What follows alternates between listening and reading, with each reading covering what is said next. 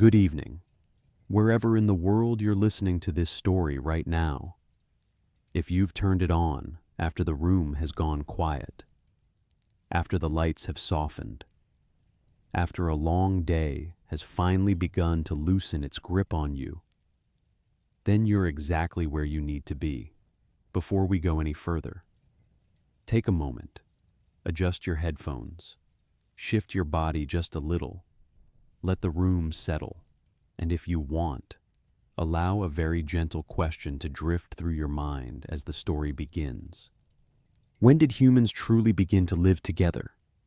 Not cities, not empires, not kings or crowns. Something far quieter appeared before all of that. Long before the first cities were built in stone, before people raised high walls around their dwellings and hung flags above them, before laws were carved into hard, cold tablets, there was once a moment so ordinary that almost no one realized it was happening. It was the moment when a group of people, no longer complete strangers, but not yet a society, made a silent choice at the same time, one that altered the path of the human species. They decided to stay, not just through one cold night, not just through one more rainy season. They stayed long enough to begin to grow used to one another, long enough to remember who always turned closer to the fire when they slept, who woke first each morning, long enough to notice which child always cried before the cold wind arrived, and who was always the first to rise and soothe them. Those small details, repeated over time, slowly meant they were no longer people merely passing through one another's lives. That simple choice, staying together in the same place, across many days and months, opened what may be the true beginning of our story, not with grand structures, but with slow familiarity. And from here, everything became more fragile, more strange, because human beings began to step into an entirely new way of living, one that would demand a price far greater than they could have imagined in that moment. In today's language, that new way of living would be called the village. But when we say village, we have to pause for a moment and understand what it truly meant in that time. A village is not simply a place with many houses. It is not merely a fixed shelter. A path no longer belongs to one person. A water source is no longer anyone's alone. Sound, smoke, laughter, arguments, everything spreads into everyone else. A village is a place where leaving is no longer the first reflex when conflict appears. It is a place where people begin to learn endurance, adjustment, and the certainty that tomorrow they will still meet the same faces. So a village is not defined by size or by head count, but by time spent staying, time spent repeating, time long enough that a place is no longer just a stop, but becomes an extension of human life. And it is inside that small, crowded, friction-filled space that the first bricks of civilization were quietly laid, not in stone, but in the continuous presence of people beside one another. We often picture the beginning of civilization as a brilliant leap, as an invention, as a sudden flare of intelligence. But archaeology tells a different story. The first villages were not miracles of progress. They were uncertain experiments, uncomfortable, and sometimes extremely dangerous. For most of human history, not settling down was the safer choice. For tens of thousands of years, our ancestors lived in mobile communities, following herds, reading the seasons in wind and cloud, leaving when resources thinned, when illness appeared, when tension grew too heavy to bear. Movement was a form of protection. If conflict erupted, you left. If disease spread, you left. If the land betrayed you, you didn't argue with it. You walked. And then, slowly, almost against the instinct written into the body itself, that pattern began to change. When the Ice Age finally withdrew, the world became softer. Ice melted. Rivers steadied. Coastlines reshaped. Plants that once appeared only briefly each year began returning with regularity. Animals moved along familiar routes. For the first time, the environment began to repeat itself, and repetition always carries a temptation. Because it hints at control, it whispers that maybe, just maybe, this time you won't have to leave. But staying was not an easy choice. It carried consequences the human body had never evolved to face. In the earliest villages, people lived closer together than at any previous point in history. The distance between huts was only enough to step across, never enough to avoid one another. They shared water. They shared waste spaces. They breathed the same air, thick with smoke, dampness, and one another's breath. Day after day, illnesses that once flared and vanished in roaming groups now found a long-term home. They could no longer be left behind with departing footsteps. Parasites multiplied in wet soil, in standing water, in the bodies of human beings themselves. Small children, once protected by the community's constant movement, became more vulnerable than ever. Many did not die from predators or accidents, but from lingering fevers, from infections that spread quietly among people living too close for too long. The human body began to show, with brutal clarity, the price of settling. Bones recovered from early village burials carry traces of prolonged hardship and chronic strain. Shorter stature, teeth worn down early, signs of malnutrition etched into joints and spine, healed fractures that suggest not only difficulty, but constant collision, life full of impacts. By almost every biological measure we can read from bone, the residents of the first villages were less healthy than their mobile ancestors. In the earliest stage, the village was not a place of safety or comfort. It was a harsh environment where people had to learn to live with disease, scarcity, and long fatigue. Each day that passed was not a clear step upward, but a quiet effort to keep existing inside a space they themselves had chosen not to abandon. So why did they stay? Why accept weaker bodies, tighter space, and pressure that thickened over time? The answer isn't food, at least not at first. The first villages did not appear because agriculture suddenly made life easier. Early cultivation was unstable, demanded repetitive labor, and produced a narrower diet than hunting and gathering. What the village offered was something far more subtle: memory. When people stayed in one place, the land began to remember them, and they began to remember the land. Paths formed, storage pits were dug deeper, houses were rebuilt on the same foundations. Children grew up not only among the living, but among the traces of those who had lived before. For the first time, human life gained depth, not only through generations, but through space. A place became ours.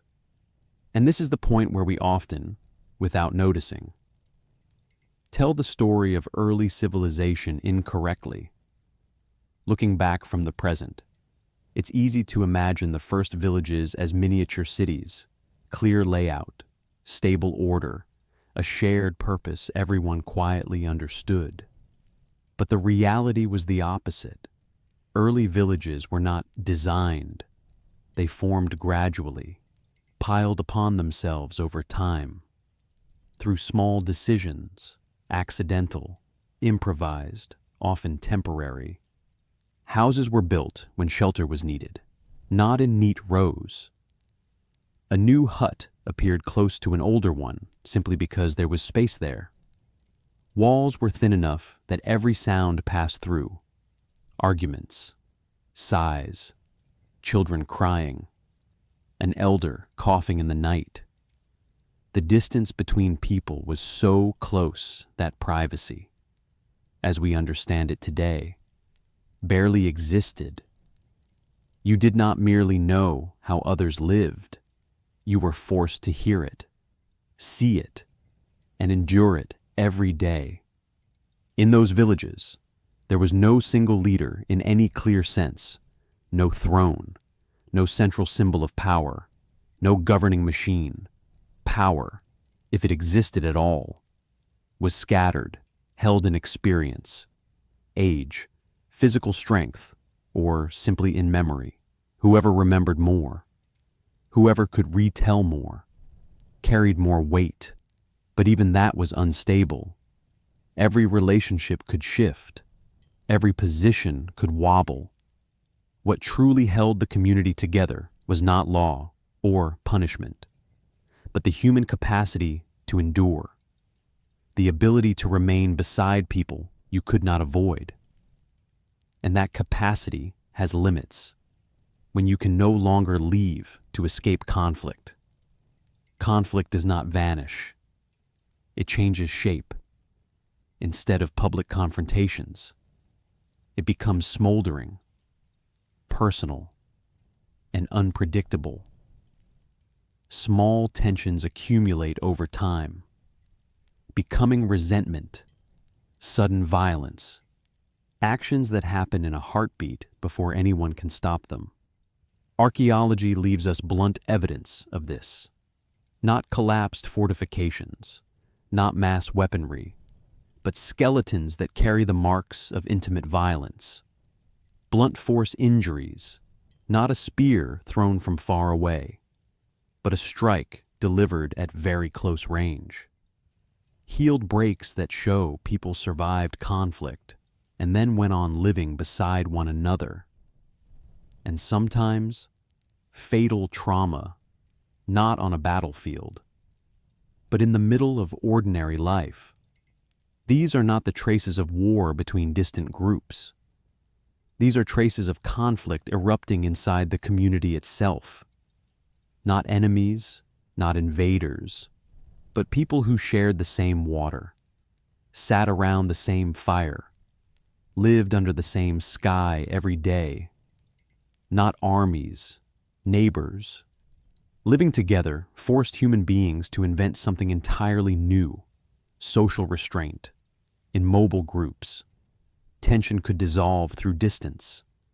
When disagreement grew too large, people could simply leave. Space solved conflict. But in villages, space disappeared. People woke and slept within the same tight area, seeing the same familiar faces, day after day. Here, tension had nowhere to go. It stayed, like smoke suspended in the air, slowly thickening. To survive under those conditions, people had to learn skills they had never needed before. They learned to hold back immediate reflex, to not answer at once, to wait. Negotiation became part of daily life, not in official meetings, but in looks, half-spoken sentences, small daily concessions. Yielding a spot by the fire, giving up a share of food when it was scarce, swallowing a word because tomorrow you would still have to see that person again, along with restraint. Memory took on a new role. It was no longer simply the act of recalling the past. It became a tool for maintaining order. Who helped whom through a hard season? Who took more than their share? Who usually stepped in to settle tension when it rose? Those things were remembered carefully, not on stone, not on hide, but inside individual minds, and inside stories repeated again and again by the fire. That memory was not fixed. It was retold, repeated, and each repetition shifted slightly. One detail sharpened, another blurred. Over time, personal memories blended into communal memory, something the whole village knew, quietly accepted, and acted upon. Memory became a kind of soft law, no clear punishment, but real weight in everyday life. And then, slowly, something remarkable happened. The village began to function like a living brain. No command center, yet it responded. No single leader, yet it adjusted. When tension appeared, the whole community felt it. When one person crossed a line, eyes changed, voices shortened, support slowly withdrew, and when someone behaved with care, trust spread, and their place in the village grew steadier. In that living brain, each person was a small cell carrying memory, emotion, and reflex. And it was the continuous connection between those cells, through speech, habit, and restraint, that allowed the village to survive its hardest days. Not through strength, but through self-regulation. Not through orders, but through humans learning to live together longer than their instincts were built to allow. Children born into the village inherited not only genes, but expectation. They learned where they could walk, where they should not step, which houses were safe, which spaces were shared. Rules emerged not through proclamations, but through absorption. You could feel them in the air. It is here that culture began to harden, not first in art or religion, but in habit. What matters is this: villages did not form because humans suddenly became more cooperative. They formed because humans became more dependent. Once food was stored, it had to be protected. Once houses were built, they had to be maintained. Once children were raised in one place, leaving became costly. Staying created obligation. An obligation, over time, created identity. If you stood at the edge of an ancient village at dawn, you would not see progress. You would see uneven smoke rising from fires, hear coughing, smell damp earth and old ash. You would see people waking up to faces they saw yesterday and the day before that. Some mornings, that familiarity brought comfort. Other mornings, it carried a heaviness so thick it almost felt touchable. And still they stayed, because leaving meant abandoning not only a place, but a shared past. This is the quiet truth at the center of the first village. Civilization did not begin as a triumphant step upward. It began as a compromise, trading the freedom to move for continuity, trading health for memory, trading silence for belonging. And once that trade was made, there was no easy road back. In the parts that follow, we will enter specific villages. We will stand before the earliest walls ever built. We will step into houses with no streets. We will walk across the bones of ancestors buried beneath floors. But before we do, stay with this moment, the fragile beginning, because everything that came after, cities, empires, nations, grew out of this first act of staying. And as this chapter closes, let one last thought remain with you. The first village was not humanity's victory. It was humanity's test. And in choosing to stay together, imperfect, tense, uncertain, we quietly stepped onto a road that none of us has ever fully left. Breathe slowly in the next part. We will follow the firelight farther back, to the moment when circles of flame became walls that could not be taken down. And we will ask, what is the real cost of no longer being able to leave? Rest here for a moment.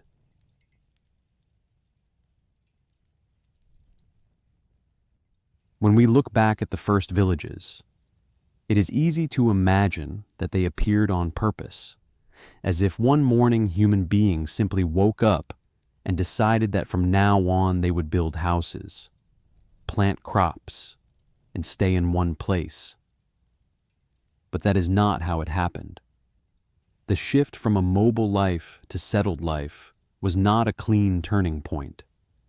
It was a long, quiet, hesitant process, like someone gradually slowing after a long journey, not because they have reached a destination, but because their legs have become more accustomed to standing still than to continuing forward.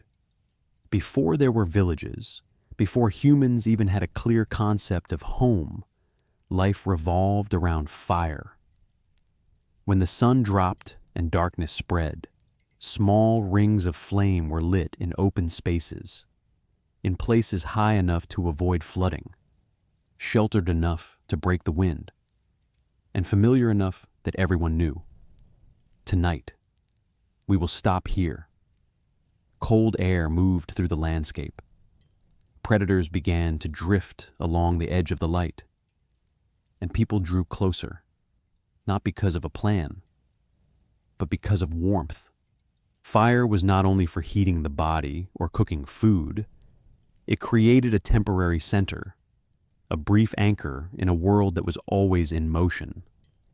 Around the fire, people shared the last portion of the day, traded glances, told stories that did not need to be complete, broken sentences, half-formed memories, experiences still fresh from the day were placed into that safe pocket of space, where light pushed back fear and held the outside world at a distance for a while.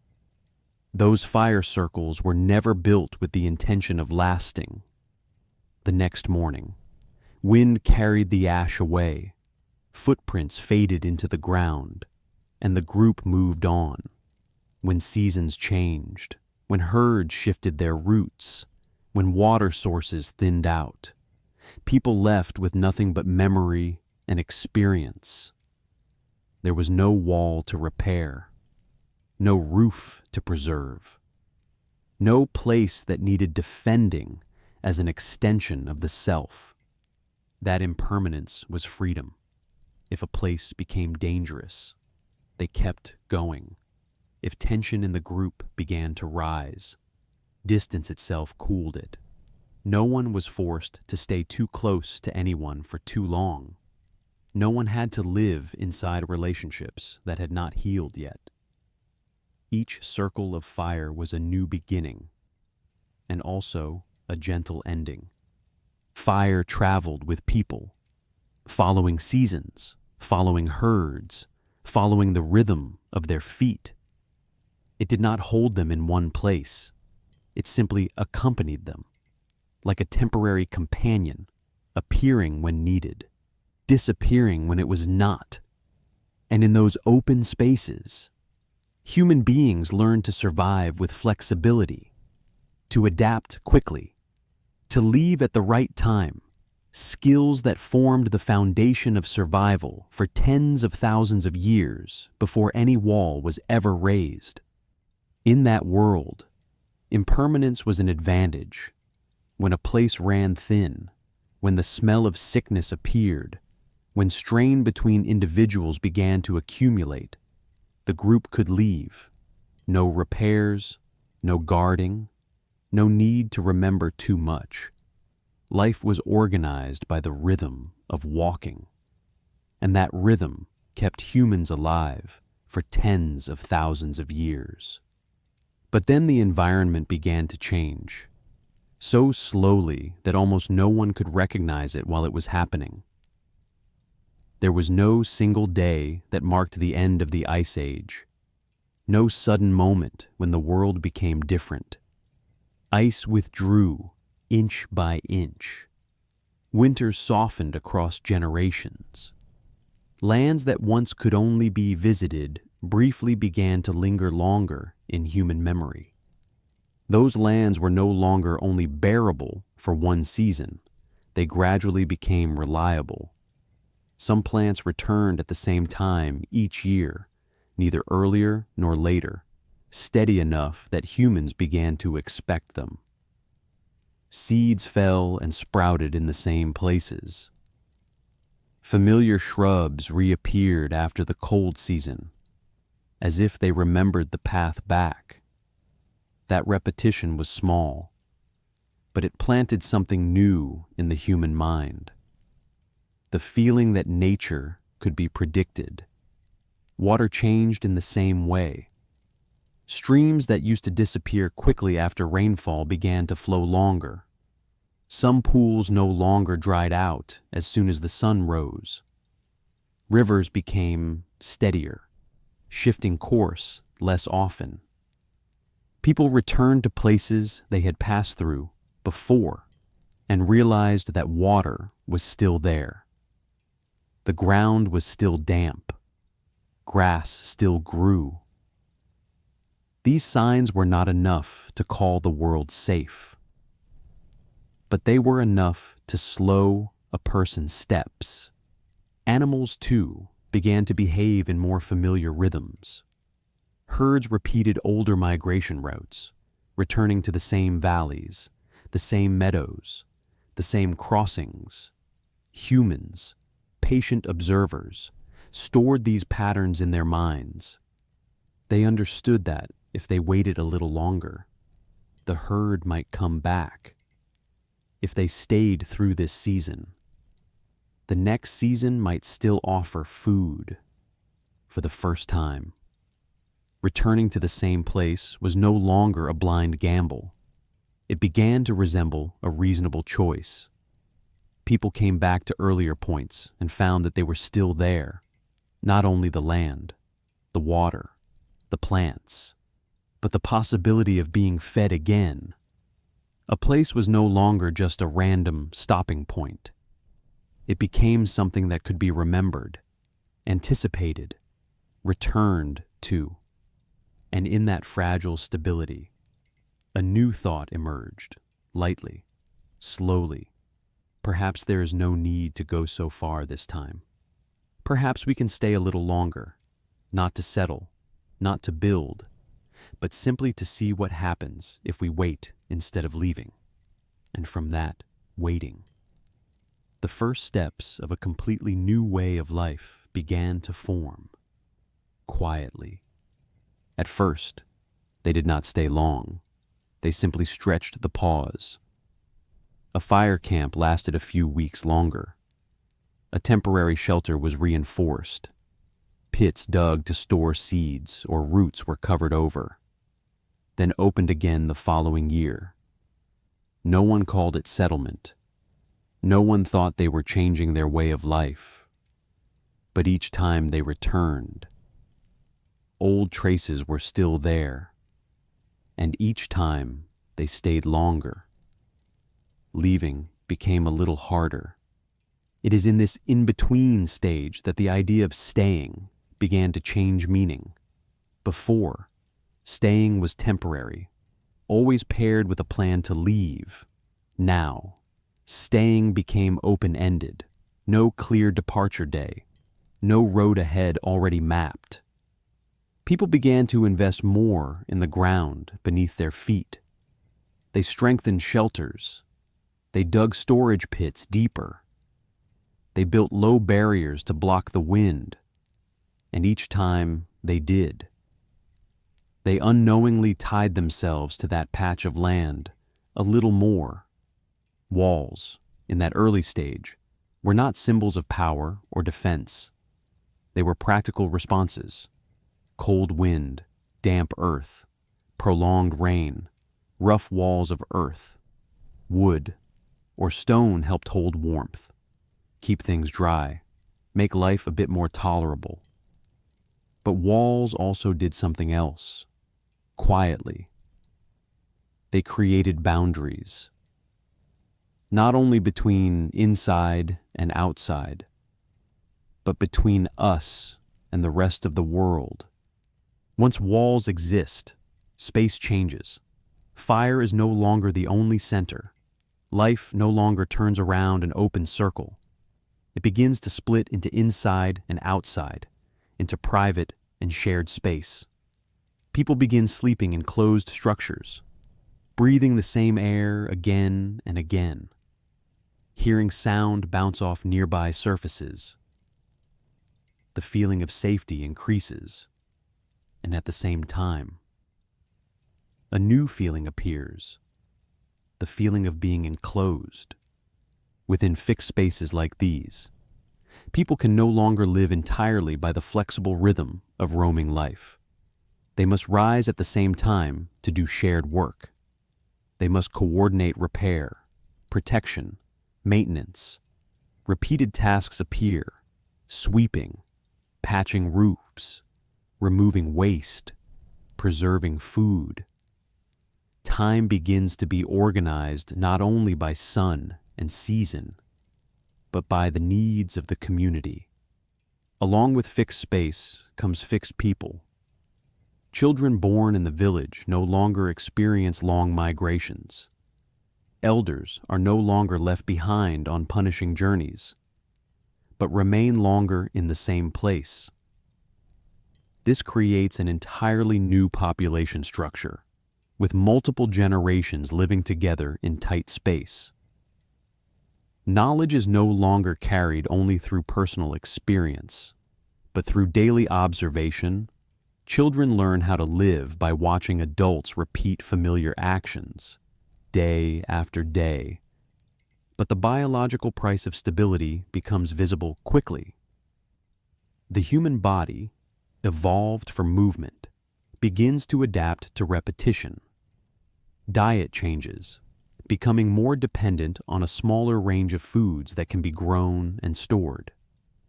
Diversity shrinks. Illnesses that once could be left behind now take root in the village. Shared water becomes a pathway for infection. Enclosed space holds smoke, dust, and pathogens. The bones of people living in this transition show a clear contradiction. On one hand, they suffer fewer major injuries from long travel. On the other, they carry signs of prolonged stress, nutritional deficiency, chronic sickness that mobile ancestors rarely faced. Safety increases, but overall health declines. Staying does not kill quickly, it weakens slowly. Socially, fixed walls also change how people relate to each other. In mobile fire camps, relationships can stay looser, more flexible. In a village, every action carries long-term consequences. A conflict cannot be left behind with a few days of walking. It stays, along with walls, along with memory. This forces humans to develop new social strategies, restraint, compromise, and sometimes endurance in silence.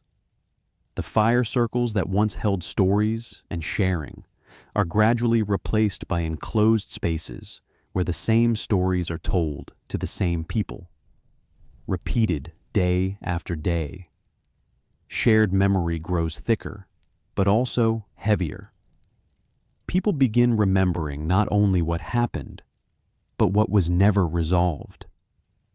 Walls keep warmth in, but they also keep feelings in. The shift from the moving fire circle to the fixed wall is not a linear evolution. It is a chain of continuous trade-offs. Each wall raised is a new layer of protection and also a new layer of constraint. Each longer stay is another step away from the life humans had known through most of their history. And no one in that era knew they were laying foundations for villages, then cities, then civilization. They only knew that tonight the wind is strong, and this wall blocks it better, that this seasoned food can be stored if the pit is deeper, that tomorrow, perhaps, there is no need to go anywhere at all. Those small, practical decisions gradually turned temporary fire circles into fixed living space, and turned moving people into residents of a place. And as humans grew used to having walls around them, they also began to grow used to having limits of space, of relationship, of the self. From here, the story of the village is no longer only the story of staying. It becomes the story of learning how to live inside the walls we ourselves have built. When humans began to grow comfortable with walls around them, they also slowly grew accustomed to living inside new limits not imposed by nature, but created by human hands. Before, the horizon was always open. Each morning, the world stretched forward, and the option to leave was always present. Now, vision is blocked, space is enclosed. Life begins unfolding within fixed frames, where every step becomes so familiar it hardly requires thought. Those walls do not only keep cold wind and rain outside, they hold sound, hold smoke, hold the traces of days that have passed.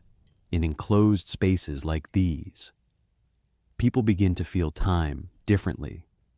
Days no longer stand apart because the group moved to a new place, but because of small changes, a crack on the wall, a roof patch repaired, a storage pit slowly emptied and refilled.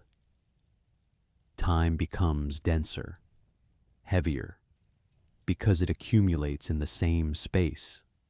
Along with time, relationships are framed as well. You do not live beside someone for a night or a season, but for years. You watch them change, age, grow tired, sometimes grow more difficult. Small conflicts are no longer solved by separation. They remain, along with the walls, and become part of daily life. People are forced to learn how to live with unresolved feelings, to stay silent when necessary, to accept that not everything can be changed immediately. Walls also make humans begin to think differently about ownership. Before, land was something you pass through. Now, it is something you inhabit, a space that is enclosed, repaired, maintained, begins to feel yours, not in a legal sense, but in an emotional one. Sweat poured into wall building, sleepless nights repairing roofs, difficult seasons endured together. These things bind humans to a place in a way roaming life rarely did. From that attachment, responsibility appears. If a wall collapses, someone must fix it. If food spoils, someone will go hungry. If someone breaks the unspoken rules of village life, the consequence is not only personal conflict, but imbalance for the whole group. Each person, whether they want it or not, becomes part of the system. No one is completely free, but no one is completely alone. In this enclosed space, people begin to imagine inside and outside, not only physically, but psychologically. Inside is familiar, filled with shared memory, where stories are told so often they become truth. Outside is less known, where danger might come from anywhere. The boundary, faint at first, gradually sharpens over time, laying the groundwork for how humans later think about community, strangers, and themselves. From that moment on, the village is no longer merely a shelter. It becomes a mold, a form that shapes behavior, thought, expectation. Humans do not only live in the village, they begin to become people of the village. The walls stand still, but they change how humans move through the world, both physically and in the mind. And that is the deepest shift in this journey, from staying in a place to letting a place shape the human being.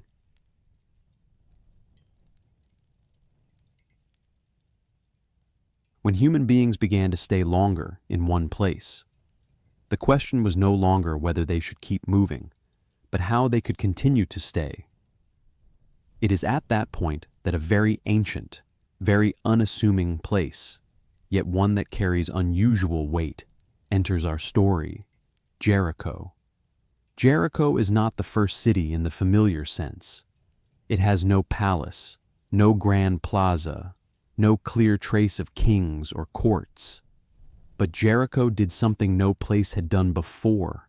It built a wall, and through that act, it changed how humans understood space, community, and themselves. Jericho sits in a landscape that feels almost paradoxical. Around it lies the dry desert of the Jordan Valley.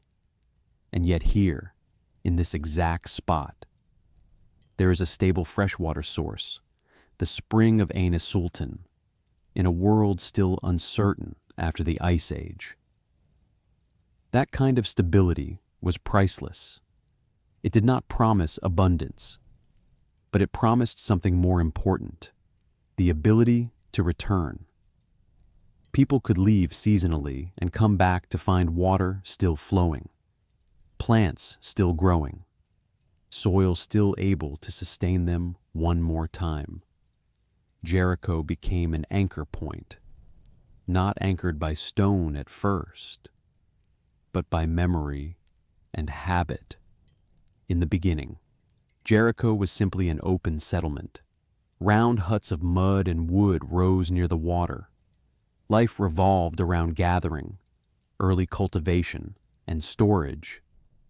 There was no sign that this place was organized as a city. And then, around the 10th millennium BCE, something strange appeared: a massive stone wall encircling the settlement, and a tall stone tower standing inside it. This is the moment that makes archaeologists pause for a long time, not because there is too little data, but because the data raises too many questions. Building a wall is never a small undertaking in any era, and for a community without metal, without the wheel, without draft animals, it was an enormous effort. Every stone had to be found, carried, and placed by hand. Every stretch of wall was the result of hours, days, even months of repeated labor. That required not only strength, but agreement. Many people had to believe that the work was worth doing.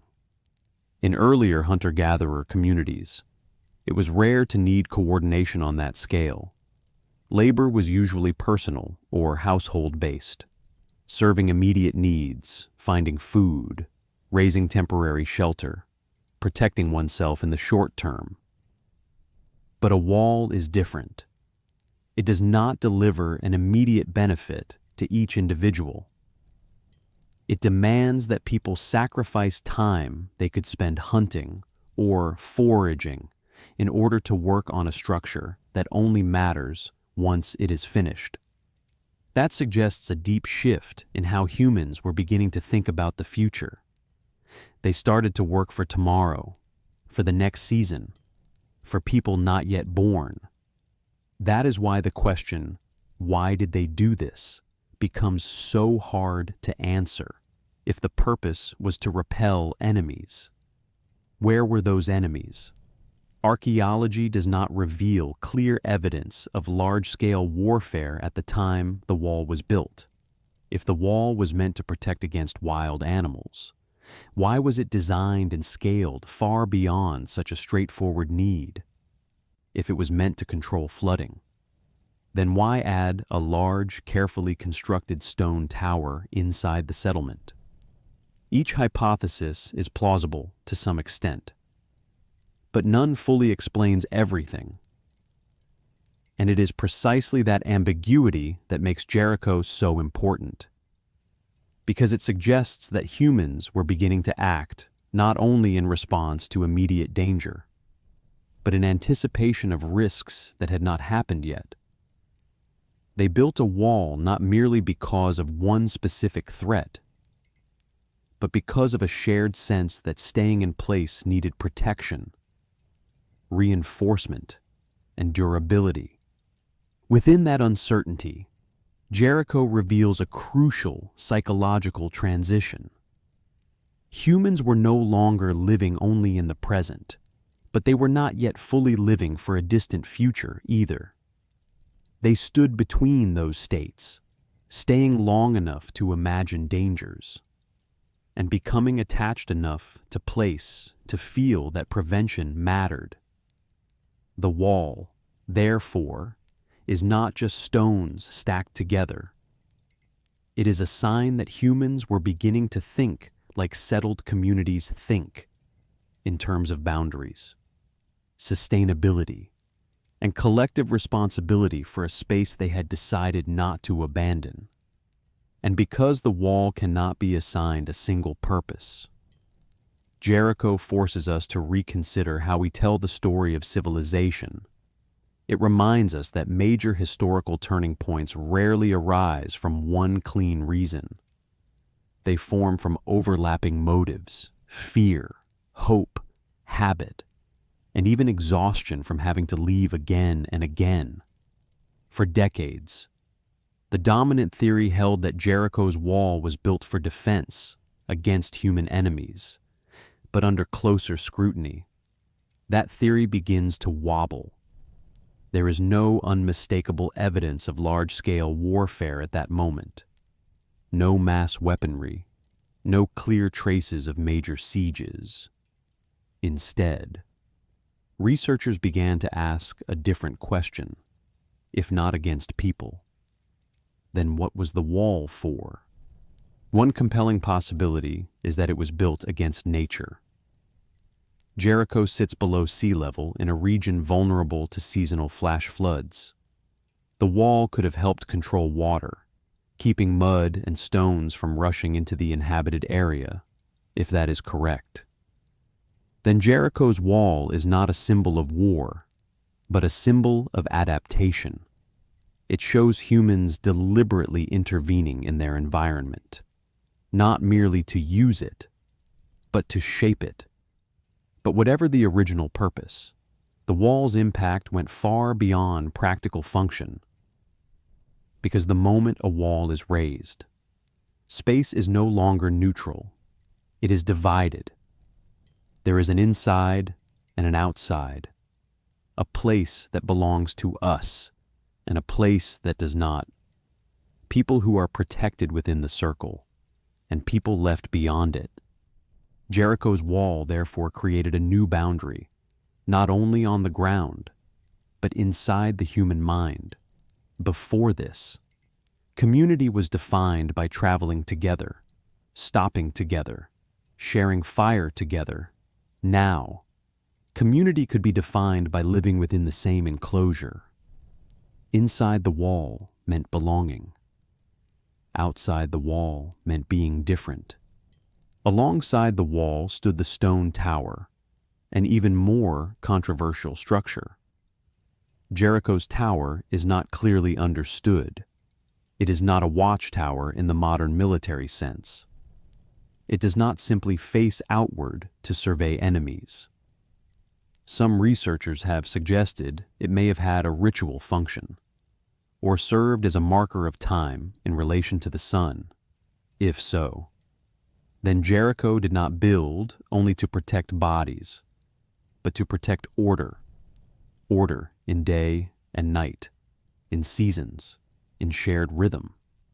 At Jericho, for the first time in human history, physical space was tightly bound to social meaning in such an unmistakable way. Earlier places were backgrounds, temporary stages on which life unfolded and moved on. But with this wall, space began to remember.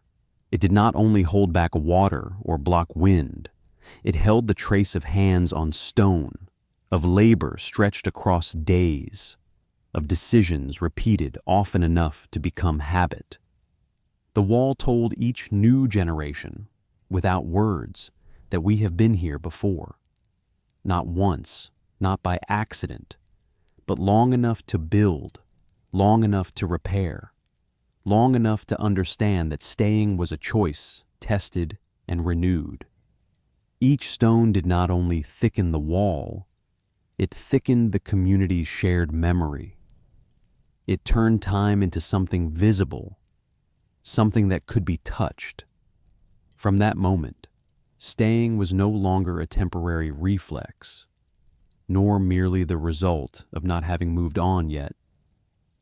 It became a commitment, a silent promise among people living within the same ring of stone that they would continue to face together whatever happened here, good harvests or bad, sickness or calm, conflict or reconciliation.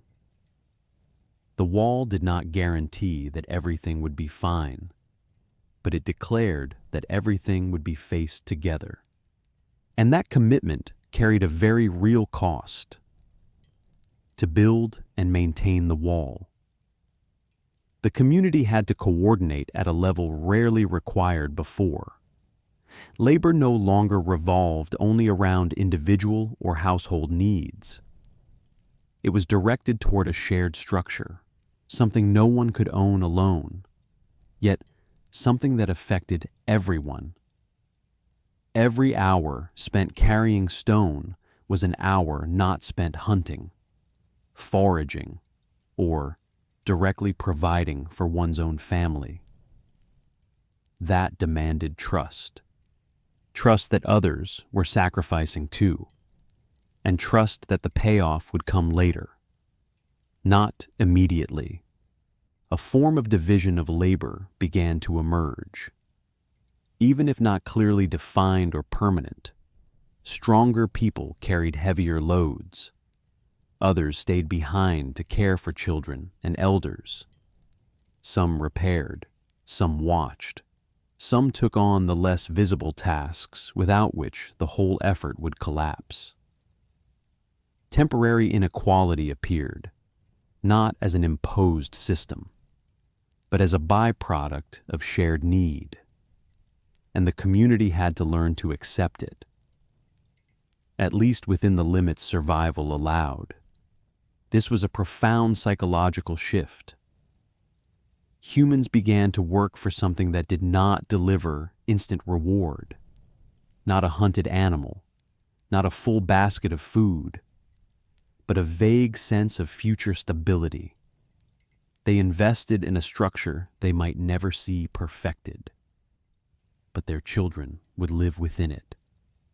Time, from here, was no longer only the present and memory. It began to open forward. With Jericho, we can see the moment humans learned to delay reward. They accepted fatigue today in exchange for durability tomorrow. They accepted the loss of easy mobility in exchange for a place that could be returned to, and through that process. The wall shaped not only living space, it shaped the human understanding of responsibility, community, and what it meant to stay in one place long enough to build something in a world that kept changing. The wall also changed daily rhythm. The space inside became tighter. Sound echoed more. Smoke and the scent of bodies lingered longer. Small tensions no longer dissolved easily, but in exchange. the feeling of safety grew. When night fell, predators and rushing water were kept outside, inside. People began to sleep more deeply, dream more, and think about tomorrow with a little less fear. It was this relative safety that allowed Jericho to endure across generations, not continuously, not without interruption, but long enough for communal memory to accumulate. Children born inside the wall grew up with the sense that the world had borders. Elders died and were buried near where they had lived. Time, for the first time, had a place to cling to. Jericho, then, is not the first city, but the first experiment in making the world fixed. It shows humans not only adapting to an environment, but beginning to build an environment that suited them. And in doing so, they also built new social patterns. Who is allowed in? Who remains out? Who has responsibility for the wall? Who benefits from it? Who belongs here? And who does not? It is important to remember that Jericho is not a simple success story. Archaeological layers show that the site was abandoned at times, reoccupied, and reshaped. A wall did not guarantee permanence, but it marked a threshold that could not be unseen. After Jericho, humans knew that walls could be built, and once that knowledge existed, the world was no longer the same. From Jericho onward, the idea of boundaries became part of human life. Even where there were no stone walls, people carried walls in their minds, the boundary of the group, the community, the we. Jericho shows that civilization did not begin with writing or centralized power, but with humans learning how to close the world in so they could live longer inside it. Standing before the remains of Jericho today, it is difficult to feel the full weight of what once happened here.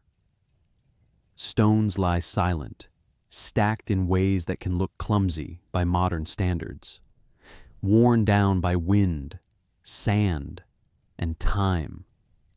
They do not tell us about the debates that once took place by firelight. They do not speak of nights of labor when hands went numb from cold and exhaustion. They do not whisper about fragile hopes that this wall might help them survive the next season, or the quiet fear that all this effort could become meaningless after a flood or a failed year. All of that has vanished, along with voices, faces, and names that were never recorded. What remains is only silence, but it is precisely that silence that is worth thinking about, because it forces us to imagine, to fill the gaps not with heroic tales or victories, but with a deeper understanding of human life. Jericho does not show us the birth of an empire. It does not look like a triumphant beginning. There is no ceremonial founding, no declaration that a new era has arrived. There are only ordinary decisions, repeated through time. Should we place a few more stones today? Should we repair this section? Should we stay one more season? That ordinariness is what makes the moment so immense, because the deepest turning points in human history rarely arrive with drums or blazing fire. They arrive through accumulated fatigue, through slowly forming habit, through practical choices made not to change the world, but to keep living in it one more day.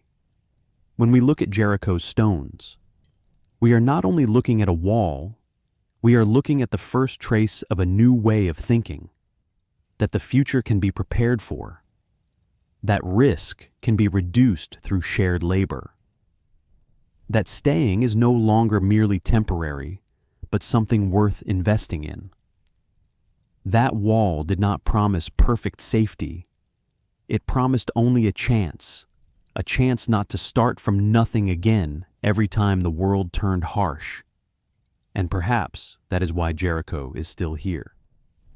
Even as fragments, it reminds us that civilization was not born from a desire to conquer, but from something intensely human, the desire for a place to return to, a place familiar enough for memory to cling to, and stable enough that tomorrow would not always be an entirely new question.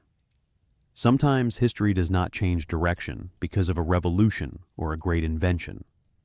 Sometimes it changes because of one quiet, practical decision to build a wall, so that tomorrow you can still stay. And from that moment on, human beings did not merely live in the world, they began to shape it, stone by stone, in silence.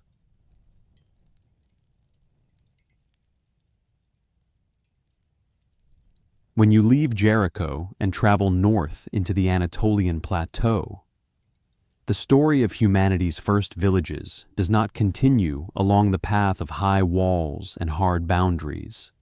Instead, it turns in a completely different direction, quieter, more intimate, and perhaps harder to grasp.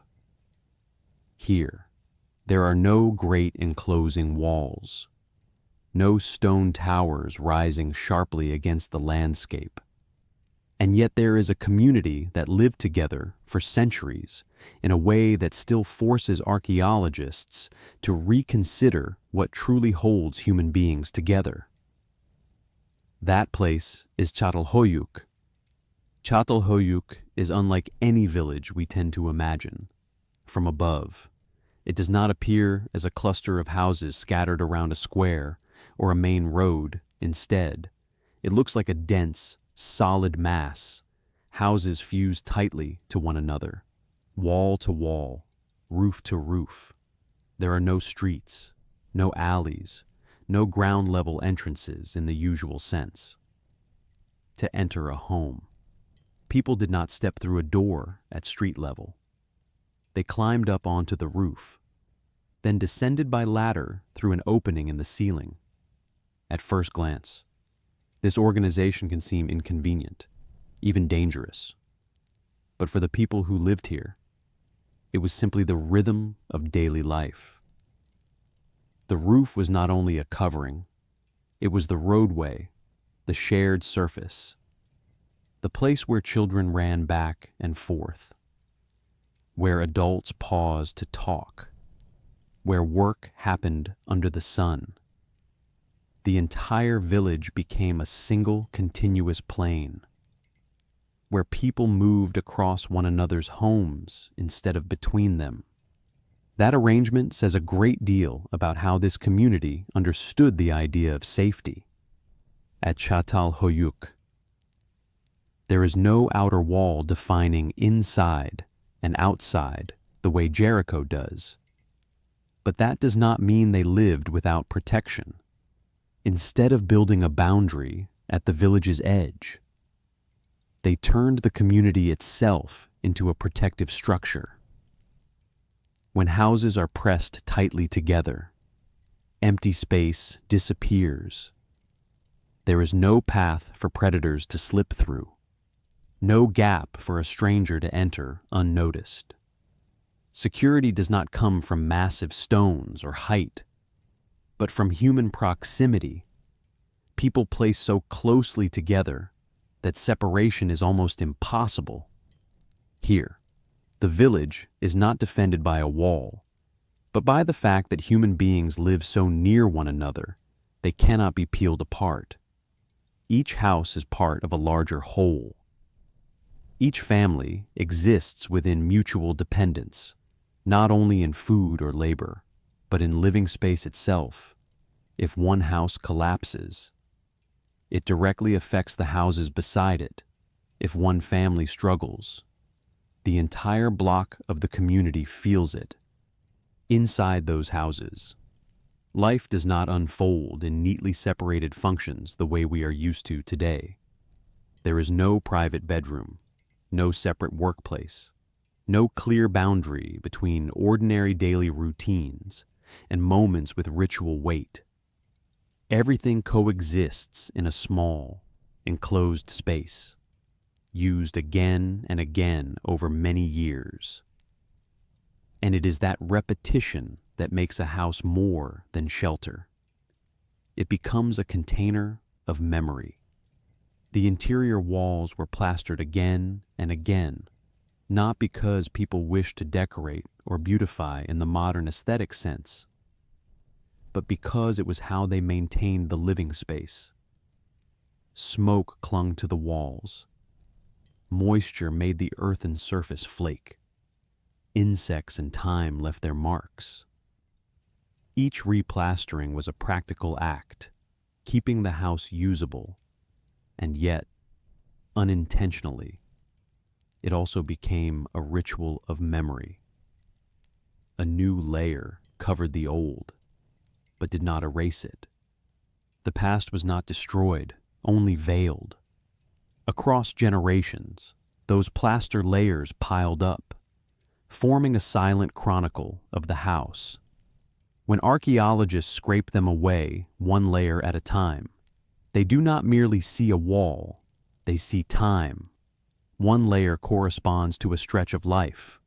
One painted mark corresponds to a moment that needed to be held. The animal figures, the handprints, the recurring symbols do not aim to tell a complete story. They are more like markers, visual reminders that something important happened here. No one in the household stands up to explain the meaning of each drawing. Children grow up seeing them every day.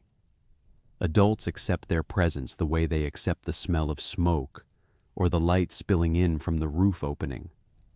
Memory is not formally taught, it is absorbed. Each image becomes a layer of meaning without words, existing alongside ordinary daily life. And then, beneath those plaster layers, beneath the floor people walk on every day, are the dead. Here, the house is not only for the living, it is where people are born, where they work, and where a human life also ends. When a family member died, they were not carried out of the village to be buried in a separate place. They were placed back into the very space that had fed and held them in life, often under the sleeping platform, under the main living area, under the most familiar points of the home. Death is not separated from life. It is not pushed to the edge of the community. It stays, quietly, like part of the house's structure. The living step across those bones every day, not with fear, but with familiarity. Death is no longer alien. It becomes another layer of presence. This creates a radically different relationship between people and place. The floor does not only support the bodies of the living, it shelters the bodies of the departed. Every footstep placed on that ground is a footstep placed on family memory, on the house's own history. Here, the past does not exist only in stories told aloud. It exists directly beneath your feet. Burying the dead inside the home also changes how time is understood. Time is no longer a straight flow in which the dead leave and the living continue. Time becomes layered. The living and the dead coexist in the same space, separated only by state. This produces a powerful sense of continuity. You are not living only for the present. You are living among those who once lived here before you. The house, therefore, does not belong to a single generation. It is an entity extended across many lifetimes. When a house is repaired, replastered, rebuilt upward, it is not only physical maintenance, it is the continuation of a living line. People do not inherit the house in a legal sense. They step into a space already filled with memory, obligation and the presence of those who came before. In that context, leaving a house is not a simple choice. Leaving is not merely abandoning shelter. It means leaving ancestors, leaving the memories buried under the floor, leaving a part of yourself. This helps explain how the community could endure for so long without rigid power structures. Cohesion does not come from commands, but from deep attachment to lived space. Even the way people used interior space reflects that relationship. The smallness of the house forces constant awareness of other people's presence. There is nowhere to disappear, no absolutely private corner. Every action, every change is seen and remembered. In a house like this, personal memory quickly becomes shared memory. Children grow up playing over the burial places of their ancestors. They are not taught to fear it. They learn that death is part of the house, like the hearth or the wall. Elders live in the knowledge that one day they, too, will become part of this floor. That does not make life gloomy. If anything, it makes life continuous, deep, and less broken. At Çatalhöyük, we do not see a sharp division between the sacred and the ordinary. The house is both. It is where people cook, where they work, where they give birth, and where they bury the dead. That overlap creates a different worldview. Human beings do not stand apart from the past, and they do not stand apart from death. They live among all of it, every day. And perhaps that is why the walls inside the house do not need to tell a grand, heroic story. They only need to remain there, quietly, holding old plaster layers, fading images, and bones lying still beneath the floor, in that silence.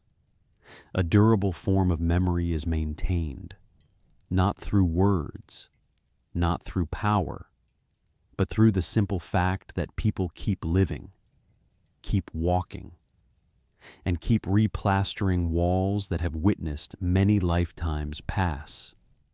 When a house at Çatalhöyük grew too old, when cracks spread beyond what plaster could mend, when the floor sank under time and familiar footsteps, it was not abandoned in the usual sense. There was no mass departure, no clean break. The house was carefully filled in, as if the community were closing a chapter rather than erasing it. Soil was poured in, a space once filled with breath, voices, and memory gradually became silent. And then, directly above that foundation, a new house was raised. This cycle repeated over many generations, so that Çatalhöyük did not expand outward. It grew upward. The village became a thick accumulation, where each layer of earth was not just building material, but the trace of a life once lived. From the outside, it looked like a large mound, but from within, each layer was a world that had once breathed, each one tied to specific people, needs, habits. Each layer was a phase of life. One generation was born, grew, aged, and disappeared, leaving behind not emptiness, but a foundation for the next. New walls did not erase old walls. They stood upon them. New floors did not deny old floors. They continued them. Time, therefore, did not flow sideways. It stacked. At Çatalhöyük, there is no modern sense of starting over. Life is not renewed by leaving an old place behind and finding a completely different one. It is renewed by staying and adjusting. Each generation does not begin at zero. They begin with what already exists, structures, habits, memories buried under their feet. This creates a different feeling of time. Time is not a straight line dividing past from present. It is a thick mass, where the present constantly touches the past. When a child runs across the rooftops, beneath their feet is not simply earth, but many lives that once existed. When an adult repairs a wall, they touch plaster once spread by earlier hands. In such a space, the past is not something you merely recount. It is something you live with. Memory does not need to be named. History does not need to be written down. The physical presence of older layers is enough to remind people that they are continuing something, not beginning from nothing. This vertical way of building also shapes how people understand themselves. An individual does not exist independently in time. They are one link in a long chain. Their life has meaning not because it is new, but because it sits in the right place within a structure formed before them. Staying is not stagnation. Staying is continuation. And so leaving becomes rare. Leaving is not just abandoning a single house. It is abandoning many layers of life stacked together, abandoning ancestors under the floor, abandoning traces that cannot be carried away. In a community built along the vertical axis of time, attachment to place is so deep that leaving it would mean cutting off an enormous part of oneself. Çatalhöyük, therefore, is not a village that continually reinvents itself. It is a village that continually continues. Each new layer does not declare the old one wrong or worthless. It simply says life goes on top of what has already existed, and in that quiet architecture. We see a different philosophy of sustainability, not by endlessly pursuing the new, but by being patient enough to live with what already exists, and to add one more layer of life above it. What is striking is that despite its size and long duration, Çatalhöyük shows no clear signs of centralized authority.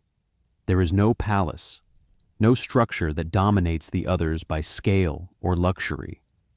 Houses are fairly similar. Differences, if present, are subtle. This suggests the community operated by a logic unlike the sharply stratified societies that came later. Here, power is not expressed through monumental buildings.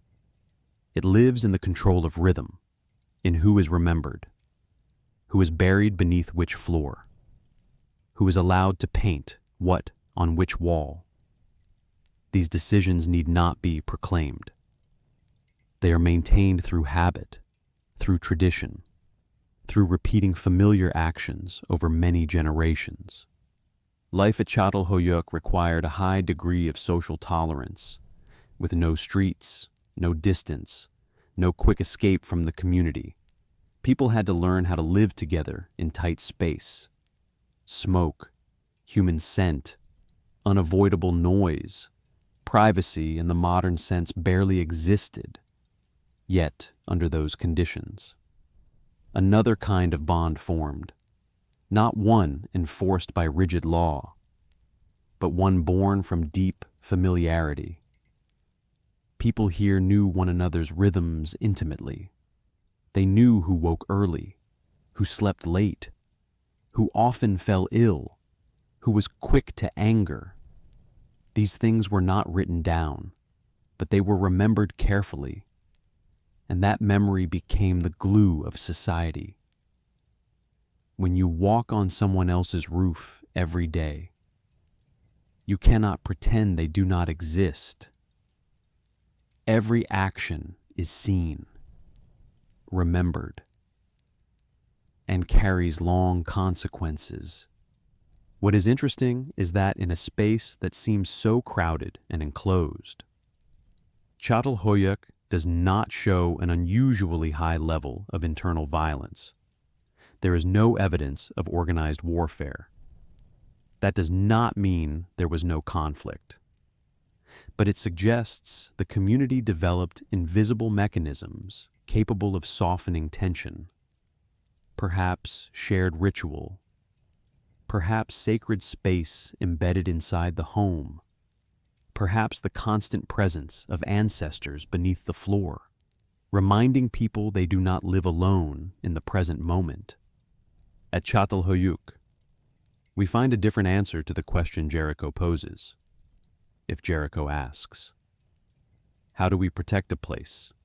then Çatalhöyük asks, "How do we protect a relationship instead of building a boundary outside?" They poured their effort into keeping the community tight enough not to need a hard boundary. Safety comes not from exclusion, but from connection. For that reason, Çatalhöyük forces us to rethink the idea of progress. It shows that the path from village to city does not always run through centralized power, high walls, or clear social hierarchy. Some communities chose another route, the route of closeness, of layered memory, of a shared life sustained not by orders, but by habit and familiarity.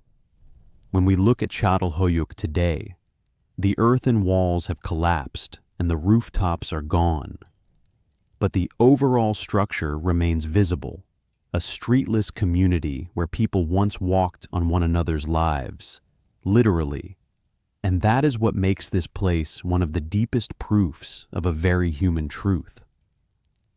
Villages are not built only from materials, but from the way people choose to live beside one another every day. Çatalhöyük does not give us the image of a mighty civilization. It gives us the image of a persistent community, a community that chose to stay, not by building high walls, but by weaving its life tightly into the lives of others. And in the silence of those stacked layers of earth, we see another possibility in humanity, the ability to build endurance not from distance, but from closeness, so close that turning your back is no longer possible.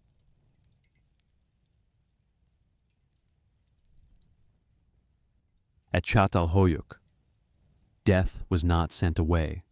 It was not pushed to the edge of the community, not gathered into a separate place to avoid or forget. Death stayed, very close, very familiar, right beneath the floor of the house where people lived every day. And it was precisely that closeness that created an entirely different way of understanding memory. Time, and the bond between the living and those who came before. When someone died at Çatalhöyük, they did not leave the house that had raised and held them. Death did not open a new journey outward. It was a return to the very familiar space that had contained their whole life. The body was placed into small burial pits dug directly beneath the floor, in locations that were not accidental. Often it was beneath the sleeping platform, where the body had rested each night, beneath a sitting bench, where the person had worked or talked, or in corners tied to the most intimate rhythm of daily life. There was no display, no ceremony that separated ordinary life from the moment of farewell. Death did not interrupt the life of the house. Fires were still lit, food was still prepared, familiar tasks continued. The departure of one person did not create a large void that had to be filled with ritual. Instead, it was woven directly into life, like a new thread added to a cloth that had been woven for a long time. This created a powerful sense of continuity. The living did not say goodbye to the dead in a way that made them separate. They did not move away. They lived with them, each day crossing the floor, lighting a fire for warmth, repairing a wall, smoothing on a new layer of plaster. They walked over a layer of physical memory, bones lying still beneath the earth, not hidden away, but placed in positions that once had meaning in the person's life. Death, therefore, was not disappearance. It was a change in the form of presence. The person no longer breathed, no longer spoke, but they were still there, literally supporting the house. From being present through breath, they became present through foundation. And that presence was not threatening. It was stabilizing. It told the living that life did not end by leaving a place, but by becoming part of it. In many houses, archaeologists have found bodies buried repeatedly across generations. A single home could contain the remains of many people, children who never reached adulthood, working-age adults, elders who lived a full life. But this distribution was not random. Not everyone was buried under the floor, and not every position carried the same value. Who was placed where reflected a delicate social order, an order never written down, never publicly announced, yet understood and maintained by everyone. Some locations were used again and again across generations, as if the house were holding a particular line of people. Some areas seemed reserved for specific individuals, those who held a special role within a family or a small community. What is striking is that this order required no formal law and no punishment to sustain it.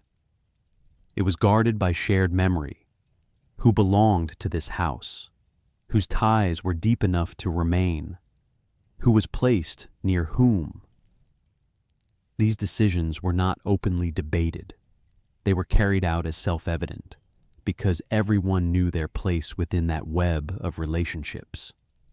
In a society without writing, memory became law, not a hard law, but a soft one, the law of familiarity, of tradition, of what has always been done. Burial beneath the floor was part of that system. It strengthened the bond between people and place, between the present and the past, between the individual and the community. And because the dead were not separated from living space, every action of the living unfolded in their silent presence. When you know that beneath the place where you sleep lies someone who once lived, worked, and loved inside this very home, the way you look at life changes. Time is no longer a chain of disconnected moments. It becomes a continuous stream, where each life is a segment, not a final endpoint. At Çatalhöyük, death did not mark a rupture, it marked a transfer. The living moved forward, but they did not move alone.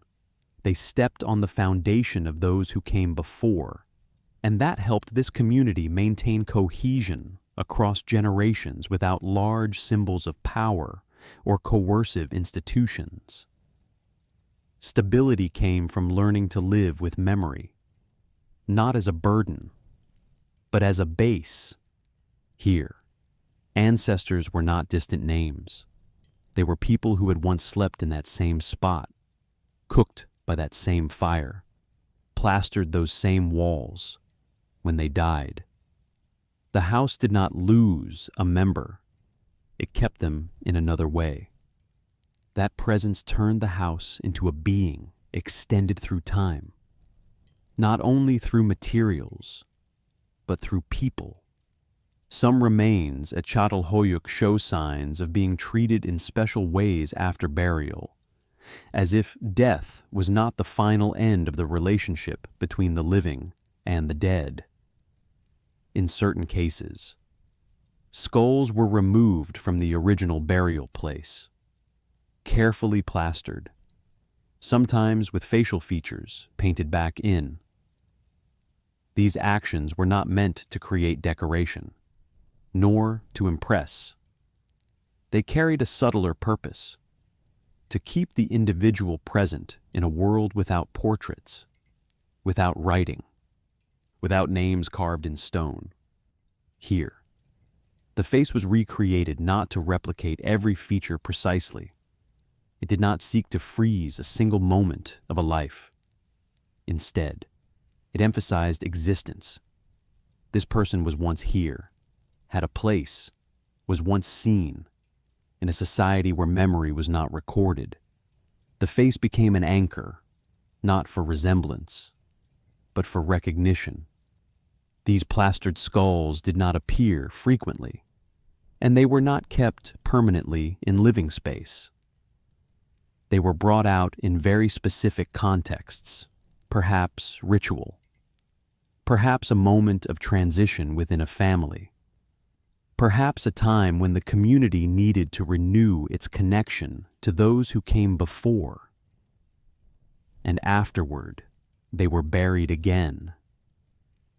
Memory was summoned, then set down. No display, no prolonged staging. This reveals a very different way memory could function. Memory does not need to be constantly present to carry power. It does not need to occupy the entire living space. It only needs to appear at the right moment. At Çatalhöyük, memory moved like breathing, inhaled when connection was needed, exhaled when life had to continue. That rhythm allowed the community to avoid being crushed by the past, without ever losing it. Treating skulls this way also suggests an effort to balance the individual and the collective. The dead were not dissolved completely into communal memory, yet they were not exalted as separate, dominating symbols. They were remembered, but they did not take over. They were present, but they did not rule the space.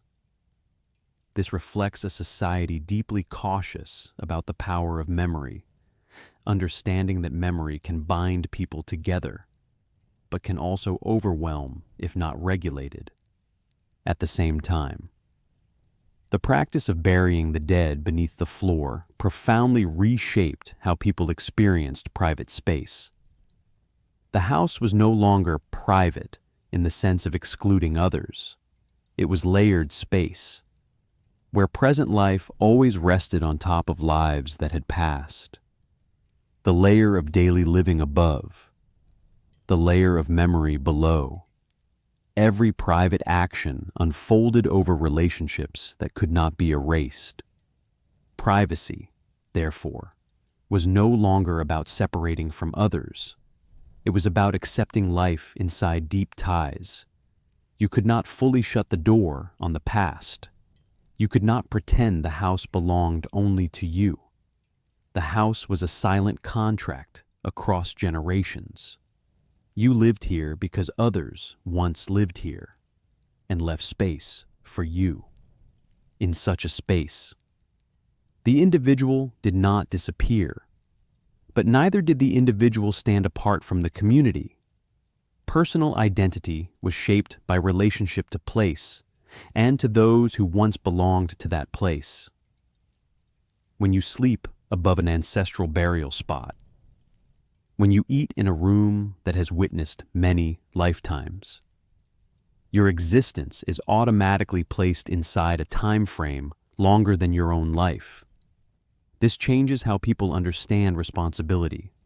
Every private act, every word, behavior, choice takes place in the silent presence of those who came before.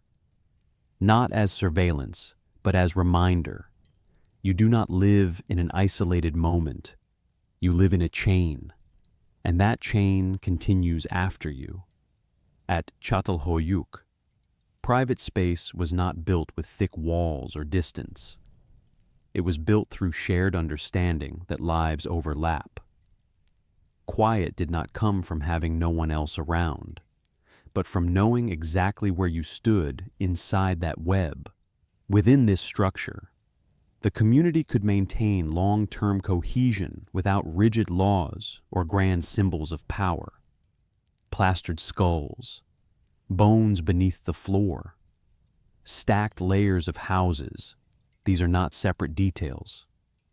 They are different expressions of the same way of thinking, that humans do not merely live beside one another in space, but live within one another through time. And in that way of thinking, memory is not something to grip forever. It is something summoned at the right moment, so life can move forward without losing its foundation. In this context, attachment to place becomes extremely strong. Leaving a house is not merely leaving a roof, it is leaving ancestors, leaving those lying beneath the floor, leaving part of a family's history. This helps explain why Çatalhöyük could endure for so long without strong coercive institutions. The binding force did not come from power, it came from memory placed directly beneath one's feet. Death here also did not create a sharp divide between the sacred and the ordinary. There was no separate cemetery to mark death as something radically different. The house was where food was cooked, where children were born, where the dead were buried. That overlap produced a very different worldview. Human life was a continuous circle, where birth and death were not opposites but successive movements within the same space. This had deep effects on how the community managed conflict and personal behavior. When you live on the foundation of those who came before, when you know that one day you too will lie beneath this floor, your actions carry a different weight. Every disagreement, every decision is placed inside a time frame longer than a single lifetime. You are not answering only to the present, but to those who were here and those who will come after. Archaeology suggests that, despite cramped living space and high population density, Çatalhöyük shows no widespread signs of organized violence. This does not mean there was no conflict, but it suggests that this community developed social mechanisms strong enough to restrain violence. The constant presence of ancestors beneath the floor may have acted as a silent reminder of behavioral limits, not through punishment, but through the presence of memory. Death, therefore, was not what was feared at Çatalhöyük. What was feared was rupture, the breaking of the link between generations, by keeping the dead within living space. This community created a different kind of social durability. Durability rooted not in rigid law, but in the feeling of continuity. Even children raised inside these houses were shaped by this structure. They learned that death does not vanish, it changes position. They learned that the past is not far away, but under their feet. These lessons did not need to be spoken aloud. They were absorbed through space, through habit, through living each day in a house whose memory was too thick to ignore. When an old house was filled in and a new one built above it, the remains were still there, deeper, protected by new layers of life. The past was not erased, it was wrapped.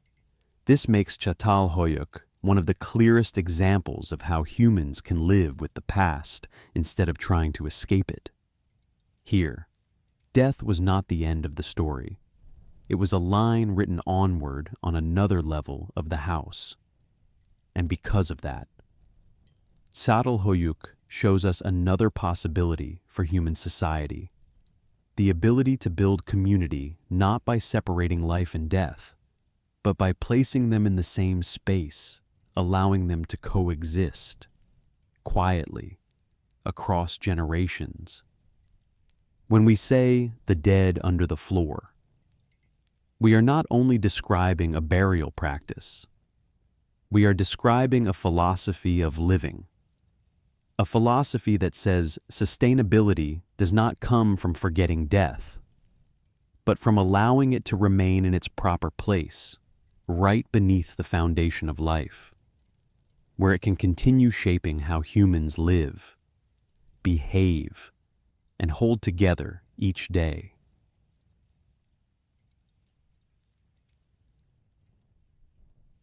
When humans learned to stay together long enough, the price they paid did not arrive as a loud catastrophe.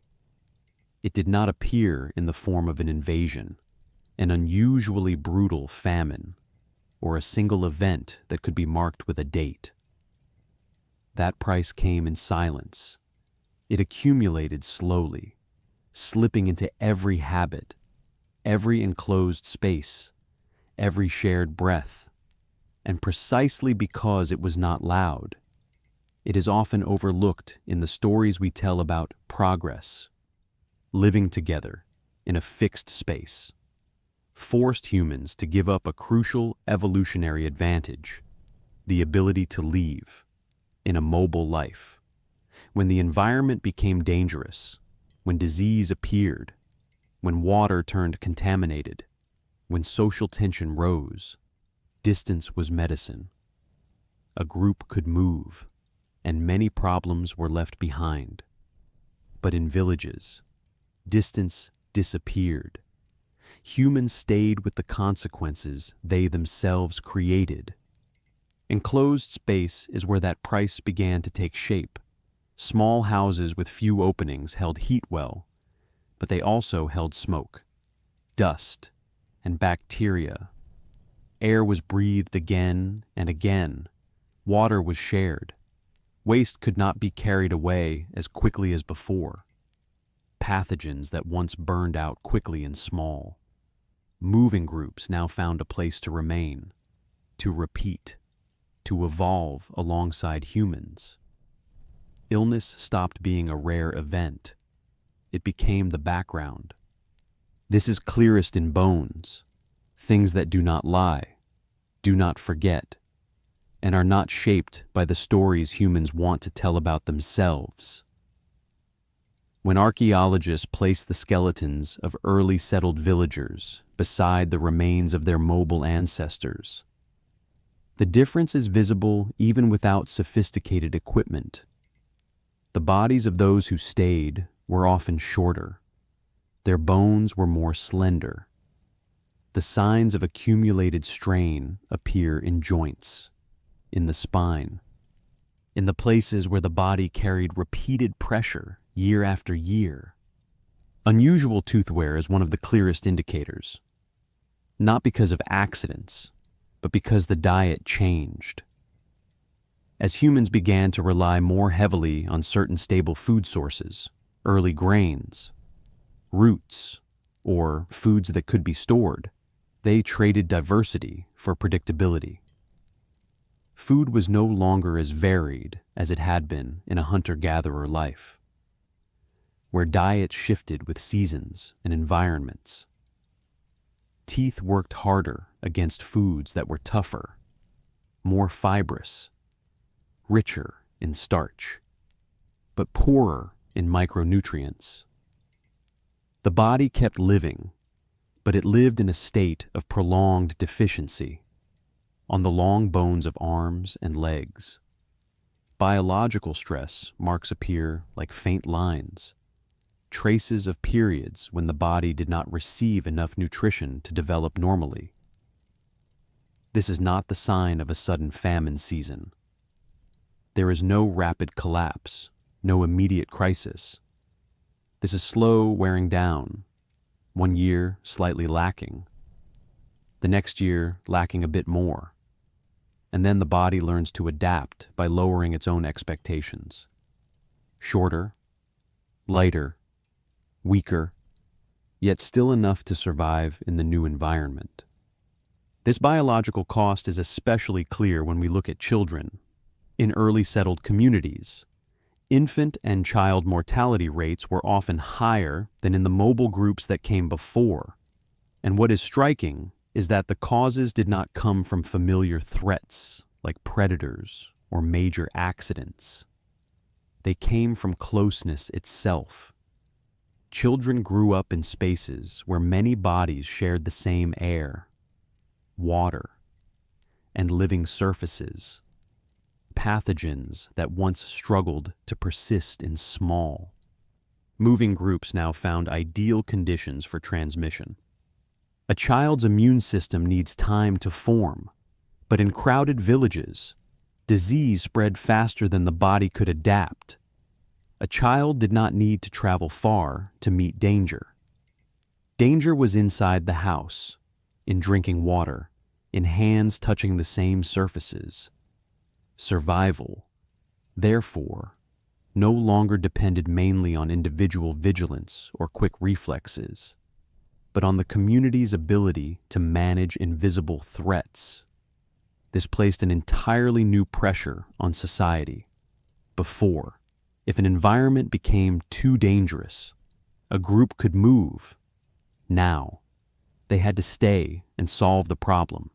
That required behaviors that had never been truly necessary before: protecting water sources, controlling waste, changing daily habits in enclosed spaces.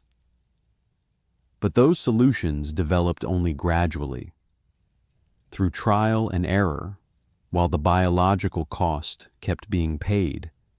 Bones, therefore, do not only tell a story about health, they tell a story of a major trade-off. Humans chose to stay in exchange for stability, but their bodies carried the consequences of that stability before society learned how to protect itself. Children were affected first, because their developing bodies were the most sensitive to the new environment. And this reminds us that the transition into village life was not a simple step forward. It was a long experiment, in which the human body often became the place where the first failures were recorded. Civilization was not built upon immediately healthier bodies, but upon bodies that endured long enough for society to slowly change around them. But the price of living together was not only paid by the body, it reached deeper into the mind.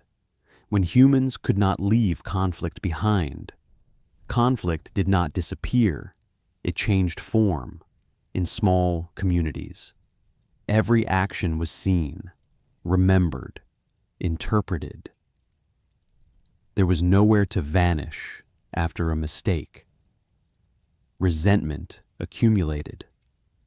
Small tensions were no longer resolved by distance, but by endurance.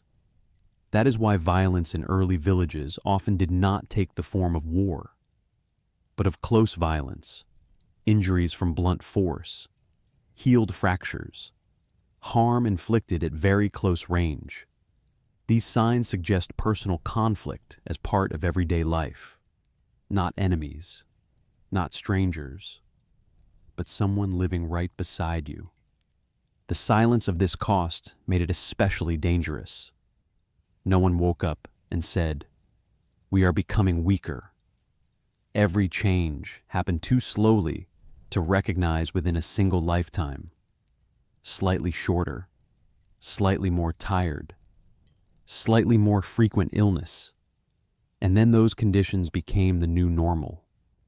To survive under these conditions, humans were forced to develop subtle social strategies.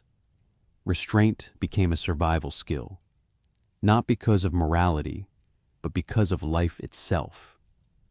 You learn not to react immediately. You learn to hold your words.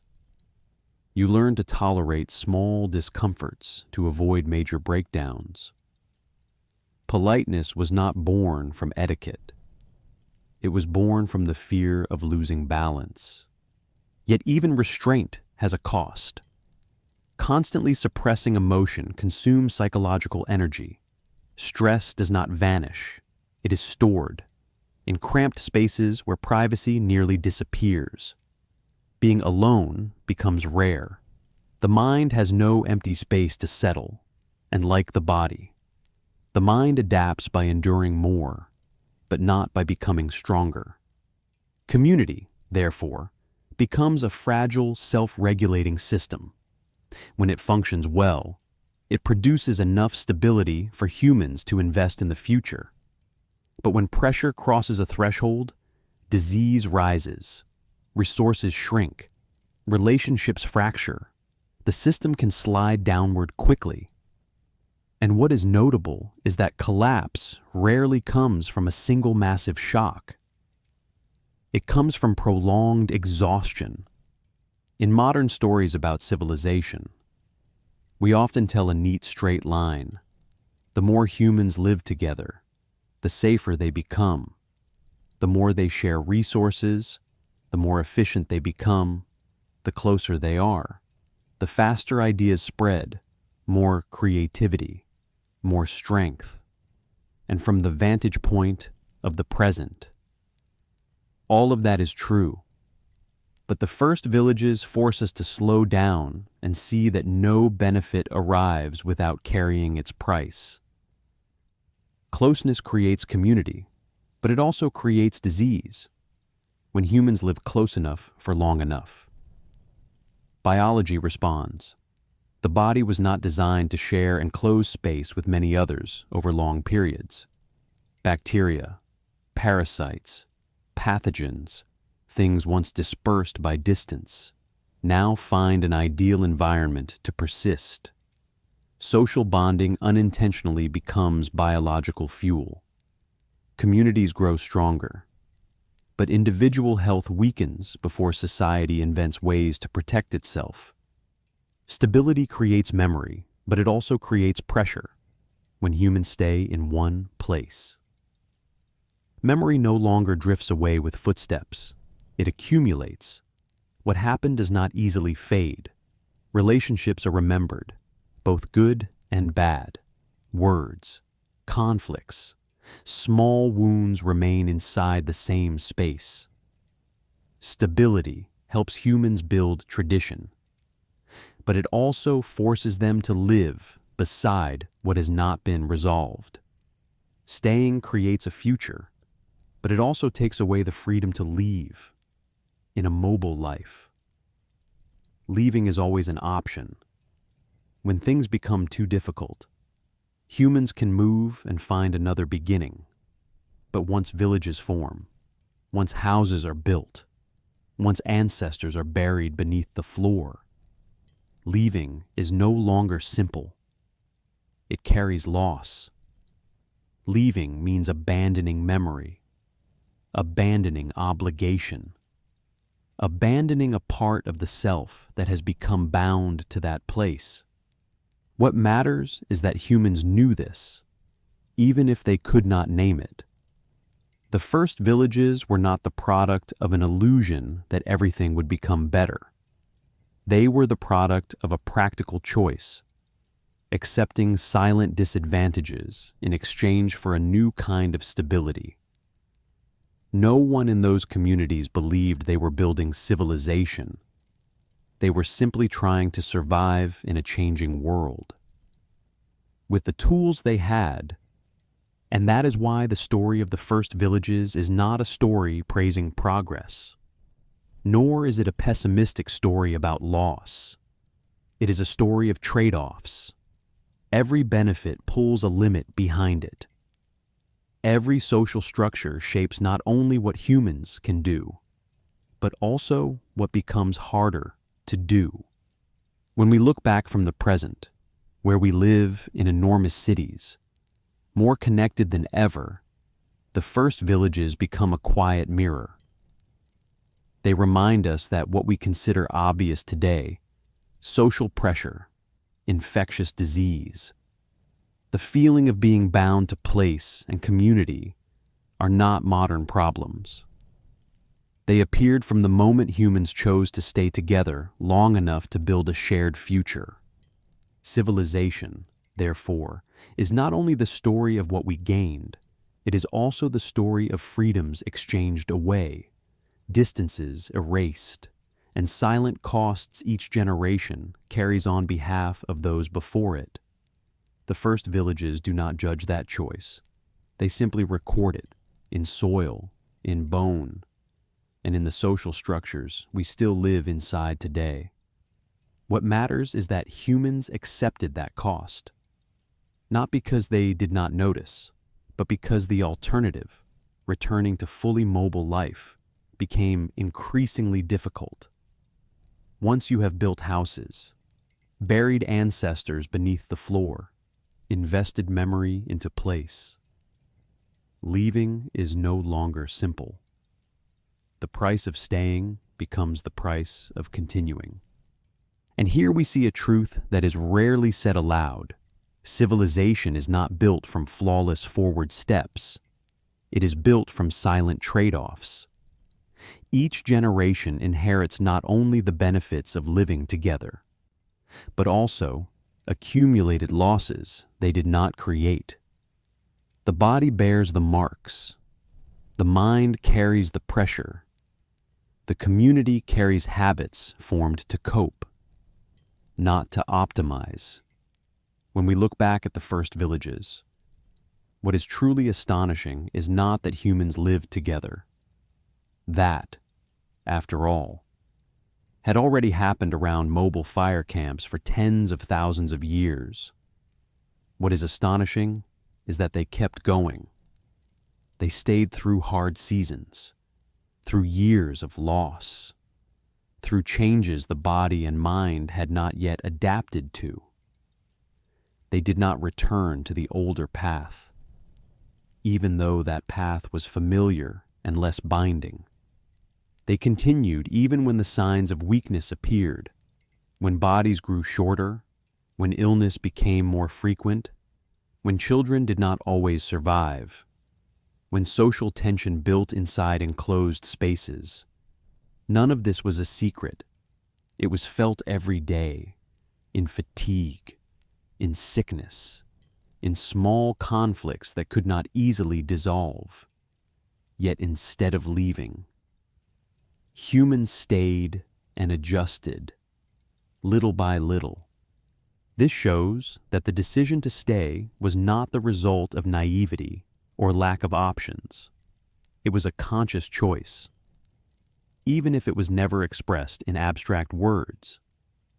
Humans stayed because they recognized something very practical. Leaving also had a cost.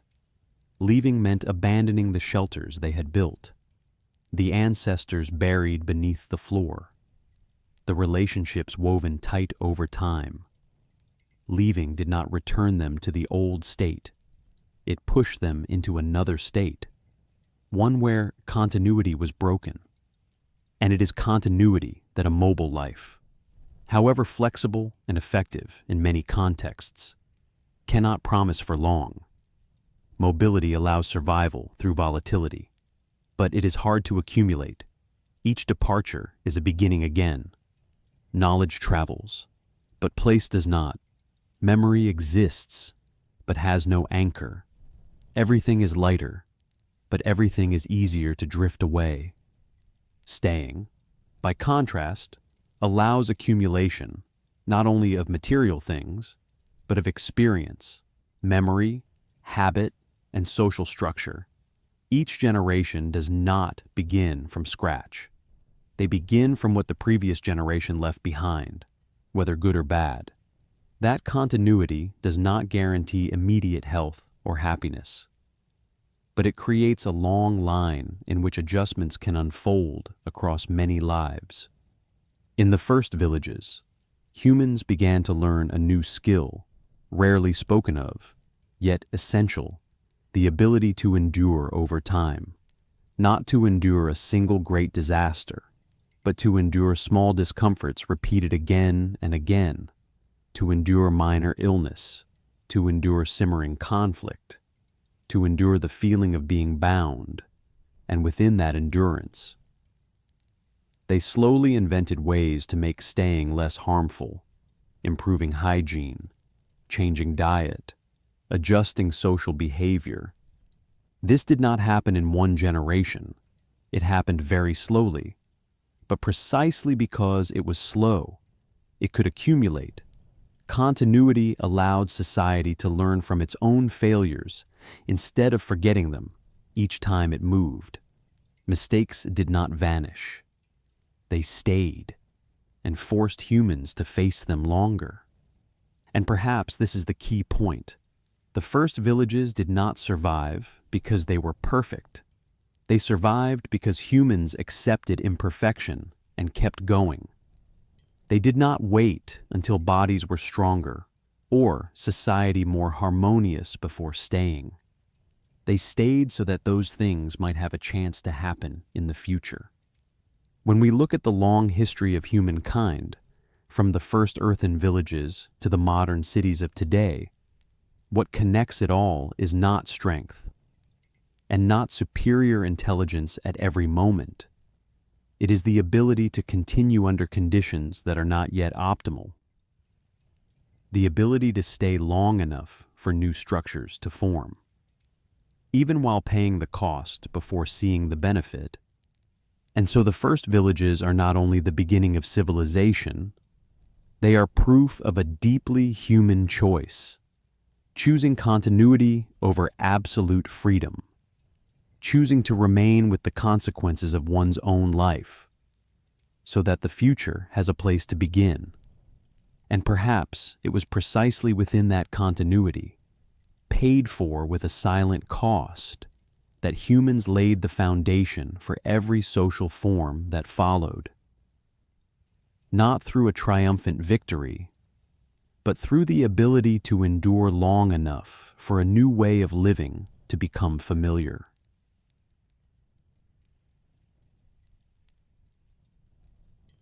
If the first villages show us how humans learn to stay, then Göbekli Tepe forces us to step back one more step, back to a time before staying had even become a habit. There is no village in the familiar sense, no houses, no everyday hearth fires, no traces of long, continuous daily life. And yet one thing stands out with unmistakable clarity: meaning. Göbekli Tepe sits on a gently sloping hill in southeastern Anatolia, a land that is not violent, not dramatic, yet carries a feeling of endurance and deep antiquity. From a distance, the landscape does not suggest anything extraordinary. Low ridges roll one after another. The ground is covered in dry grass and pale limestone. In summer, hot winds sweep across the plateau, carrying fine dust. In winter, cold rains darken the soil and fill the air with the heavy scent of minerals. This is not a place where nature shows off. It is quiet, almost modest, but it is precisely that quietness that matters. Göbekli Tepe does not sit in a lush valley like Jericho, where groundwater and vegetation pulled people into staying, nor does it lie in a dense residential space like Çatalhöyük, where daily life stacked layer upon layer. Göbekli Tepe stands slightly higher, set apart from the flow of ordinary living, from the top of the hill. The view opens in many directions, not to control territory, but simply to look out at the world. Southeastern Anatolia, at the end of the Ice Age, was a transitional zone. It lay between fertile plains and dry highlands, between the migration routes of wild animals and the natural corridors of human movement. It was not harsh enough to drive people away immediately, but not generous enough to keep them for long. That in-between quality made it a meeting point. People could come and then leave. They could gather by season and then disperse again. The limestone in this area is soft enough to be carved, yet strong enough to stand for thousands of years. Quarries sit close to the hilltop, as if the building material had already been placed there in advance, waiting to be awakened. No one needed to travel far to bring stone back. The effort was not concentrated in finding material, but in deciding what to use it for. There is no sign that this was once a densely populated settlement. no thick concentration of domestic hearths, no piles of refuse accumulating through generations, no familiar wear patterns of daily life. Göbekli Tepe does not carry the scent of a village. It carries the scent of an appointment, of a place people came to for a different purpose. And it was within this seemingly ordinary setting that, when the first layers of earth were peeled away, what emerged made archaeologists stop and stare for a long time. Because beneath this unassuming, low hill was an architecture not meant for direct survival, not for sheltering from rain, avoiding wind, or storing food. It was built for something more abstract, for deliberate gathering, for symbols, for questions humans began to ask when they started seeing the world not only as a place to survive, but as a place with meaning. Göbekli Tepe, then, is not remarkable because of its location. It is remarkable because of a choice. In a land that did not force humans to stay, they still returned, again and again, not because the land fed them, but because the place held another role, the role of a spiritual center, placed within a quiet landscape, where humans could pause their mobile lives and look more deeply at their relationship to the world around them. Here, more than 11,000 years ago, humans did something that, until recently, we still believed could not have happened at that stage of history. They raised enormous stone circles on a wind-swept hilltop, not with metal tools, not with the pulling power of domesticated animals, and not supported by a stable agricultural society behind them. T-shaped stone pillars, several meters tall and weighing many tons, were cut from solid limestone bedrock, deliberately shaped, hauled upward, and set upright with an accuracy that still astonishes modern observers. There is no sign this was the work of a small group done quickly, extracting, transporting, and erecting those pillars required sustained collective coordination, a division of roles, and a level of social discipline that we once attributed only to long-settled communities. And yet, at Göbekli Tepe, all of this happened before stable agriculture appeared, before systematic cultivation, before people lived year-round in one place. This creates a profound paradox.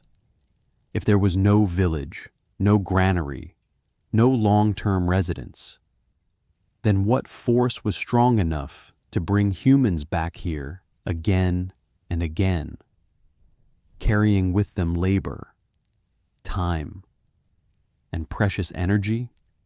The answer lies in the very absence of what we usually expect to find. There is no evidence of houses around the complex, no dense concentration of domestic fires, no layered accumulation of refuse, the kind that always appears where people live continuously. Göbekli Tepe does not bear the marks of everyday life. It is not where people woke up each morning, cooked food, raised children, and slept through the night. Göbekli Tepe is a place to go to. Humans came here for a different purpose, not to survive directly, but to take part in something beyond survival. They came by season, at remembered times, perhaps when the hunt ended, perhaps when a natural cycle closed, perhaps when the community needed to reaffirm something that words alone could not hold. Building those stone circles, therefore, was not merely construction, it was a prolonged ritual. Each stone was extracted not only through human strength, but through agreement. Each time a pillar was raised, the community had to coordinate in rhythm, had to believe that their effort carried meaning, even though it would not put food on the ground the next day. This is where Göbekli Tepe separates itself from every familiar image of progress. This was not a structure built for economic necessity. It did not improve farming. It did not make hunting more efficient. It did not provide warmth or shelter from rain. It existed because humans were willing to pour effort into a place that did not feed them, yet nourished something else. Not living here was just as important as building it, because when a place is not occupied by daily routine, it can retain its specialness. Göbekli Tepe is not worn down by habit. It is not turned into a convenient, practical space. It is kept in a state of otherness, different from where people ate, slept, and worked. And that very difference made it a center, not a center of territory, but a center of meaning, a place where humans could step away from mobile life for a moment and enter a space where larger questions were raised, questions of order, of the relationship between humans and the natural world, of invisible forces they could sense but could not yet name. Göbekli Tepe, then, is not a failed village. It is not a village before villages. It is a deliberate destination, existing alongside mobile life, and perhaps it was precisely from gatherings like these that the idea of long-term staying slowly began to form. Humans did not stay at Göbekli Tepe to live. They came to Göbekli Tepe to remember who they were and to remind one another that before houses or fields ever existed, there were places created solely to hold the shared meaning of a community learning to become more than the sum of its individuals. That is what makes Göbekli Tepe so unusual. If humans had not settled, if they still lived primarily by moving, then why would they invest such an enormous amount of effort into a place that did not serve direct survival needs? The answer is not food or shelter. It is meaning. The pillars at Göbekli Tepe are not anonymous blocks. They are densely carved with animal imagery: lions, foxes, wild boars, snakes, scorpions, vultures, not hunting scenes, not illustrations of daily life. These images are arranged in a symbolic language we can feel, but cannot truly read into words. The T-shaped pillars are understood by many researchers as abstract human figures. They have shoulders, arms, sometimes belts and loincloths. This suggests the space at Göbekli Tepe is not merely a structure. It is a meeting between humans and beings regarded as larger than humans, ancestors, spirits, or invisible forces believed to govern the world. What matters is this: to create such symbolic spaces, humans had to gather. They had to agree to meet at the same place, at specific times. They had to share a system of meaning strong enough to make traveling tens, sometimes even hundreds of kilometers, feel worth it. Göbekli Tepe, therefore, is not merely a construction. It is evidence that society existed before villages existed. Here we have to pause for a long time, because this goes against modern intuition. We tend to think humans needed stable food first, and only then had time to think about symbols, ritual, and spiritual life. But Göbekli Tepe suggests another possibility. The need for meaning itself pulled humans together, and from that gathering, new forms of living together slowly emerged. In other words, the familiar order we usually imagine may have been reversed. Humans did not necessarily build villages and then create rituals to fill spare time. It is very possible that ritual came first, and the need to sustain it gradually pulled humans closer, longer, and long enough for villages to become necessary. Try to imagine ritual not as a secondary activity, but as an invisible social infrastructure. Ritual creates appointments. It defines when people must return to the same place. It requires the simultaneous presence of many different groups that otherwise lived scattered and mobile. For ritual to happen, people had to remember routes, transmit timing, and ensure that when they arrived, they would not be alone. That repetition created a rhythm above and beyond the cycles of hunting or gathering. As ritual became more complex, it stopped being an event of only a few hours. It lasted many days. It demanded preparation, food, tools, materials. Participants could not simply come and leave immediately. They had to stay long enough to complete their roles. And when that staying repeated across seasons, the need for temporary shelter, storage, and care for the vulnerable began to appear, not to settle permanently, but to support return. From there, temporary structures became more durable. Camps were reinforced. Small reserves appeared. Supporting spaces grew around the ritual center. The key point is this: these structures were not built for long-term living at first.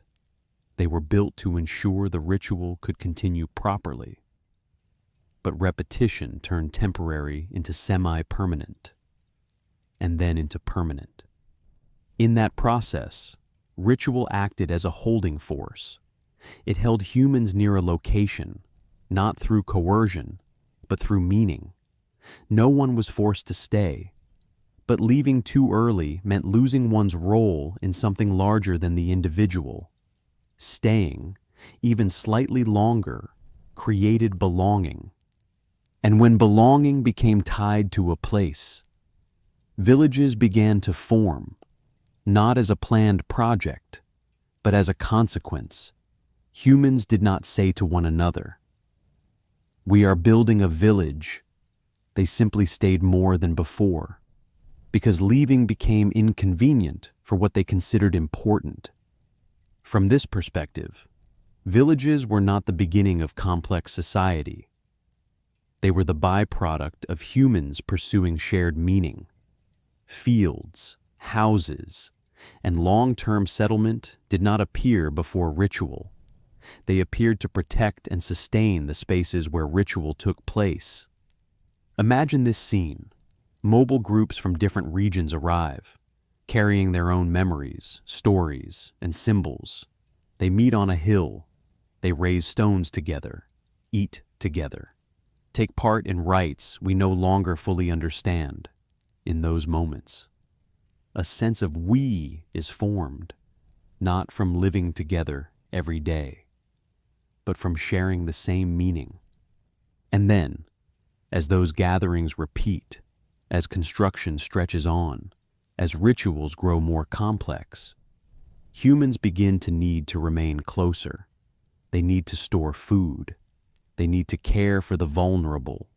They need to return to the same place again and again. Staying begins to spark, not because of economics, but because of spirit. This places Göbekli Tepe in a very particular position within our story. It does not belong to the world of villages. It does not belong to the world of cities. It belongs to an in-between stage, where humans already possessed complex society, but were not yet bound to long-term settled life. One detail makes Göbekli Tepe even more haunting. It was deliberately buried after centuries of use. The stone circles were not simply abandoned to be destroyed by time. They were covered with soil, stone, and domestic debris, as if the community consciously decided to close the place. That act shows Göbekli Tepe was not a linear step forward. It was a chapter with a beginning, a climax, and an ending. When new forms of living appeared, villages, agriculture, settlement, perhaps this kind of concentrated ritual space was no longer needed. Meaning did not disappear. It simply moved from high hill to village, from stone circle to house, from collective ritual to family memory. Compared with Jericho or Çatalhöyük, Göbekli Tepe does not show stability. It shows yearning, a yearning to connect with something beyond survival, a yearning to ask about the order of the world and the place of humans within it. And that yearning appeared before humans had houses, villages, or fixed borders. If Jericho represents the moment humans built walls in order to stay, and Çatalhöyük represents the moment humans tightly wove daily life together, then Göbekli Tepe represents something deeper. Humans were meaning-seeking beings from the very beginning. This changes how we understand civilization. Civilization does not begin with better tools or more food. It begins with the question, what kind of world are we living in, and who are we within it? Göbekli Tepe does not answer that question with words. It answers with stone, with symbols, with collective labor devoted to things you cannot eat, cannot drink, and cannot use as shelter. And that is why Göbekli Tepe does not stand at the start of the story as a crude precursor. It stands as a reminder before humans learned how to live together for the long term. They learned how to believe together before villages. There was meaning, and perhaps it was that meaning that became the invisible force pulling humans along the long journey, from stone circles on a hill, down to mud villages, and eventually into the cities we live in today.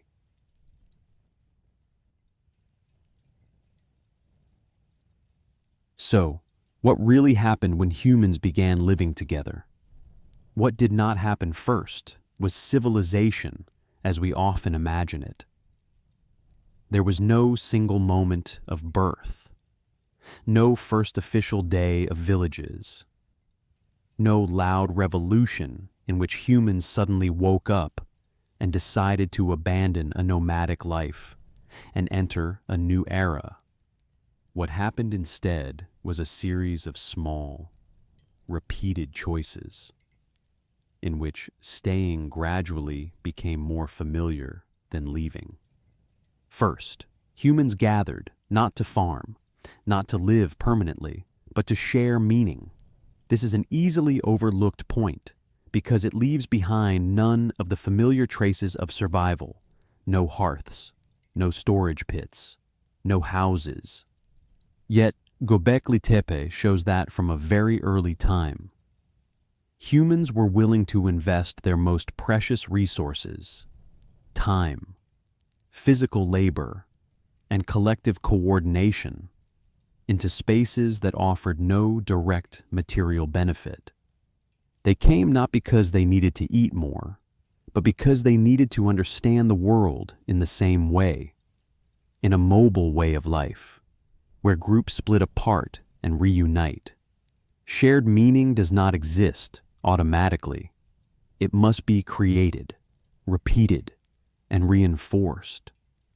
Ritual was the tool for this. It allowed people from different groups to enter the same rhythm, the same order, the same story of the world, even though that story was never written down. Spaces like Göbekli Tepe functioned as spiritual convergence points. There, humans temporarily stepped away from the immediate pressures of survival and entered a world structured by symbols, the carved animals, the massive stone pillars, the deliberate arrangement of space. All of it signals that this was not a random place.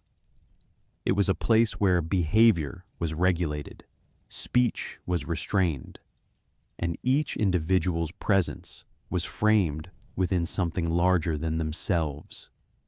When participating in ritual, humans did not merely do something, they became part of a temporary collective.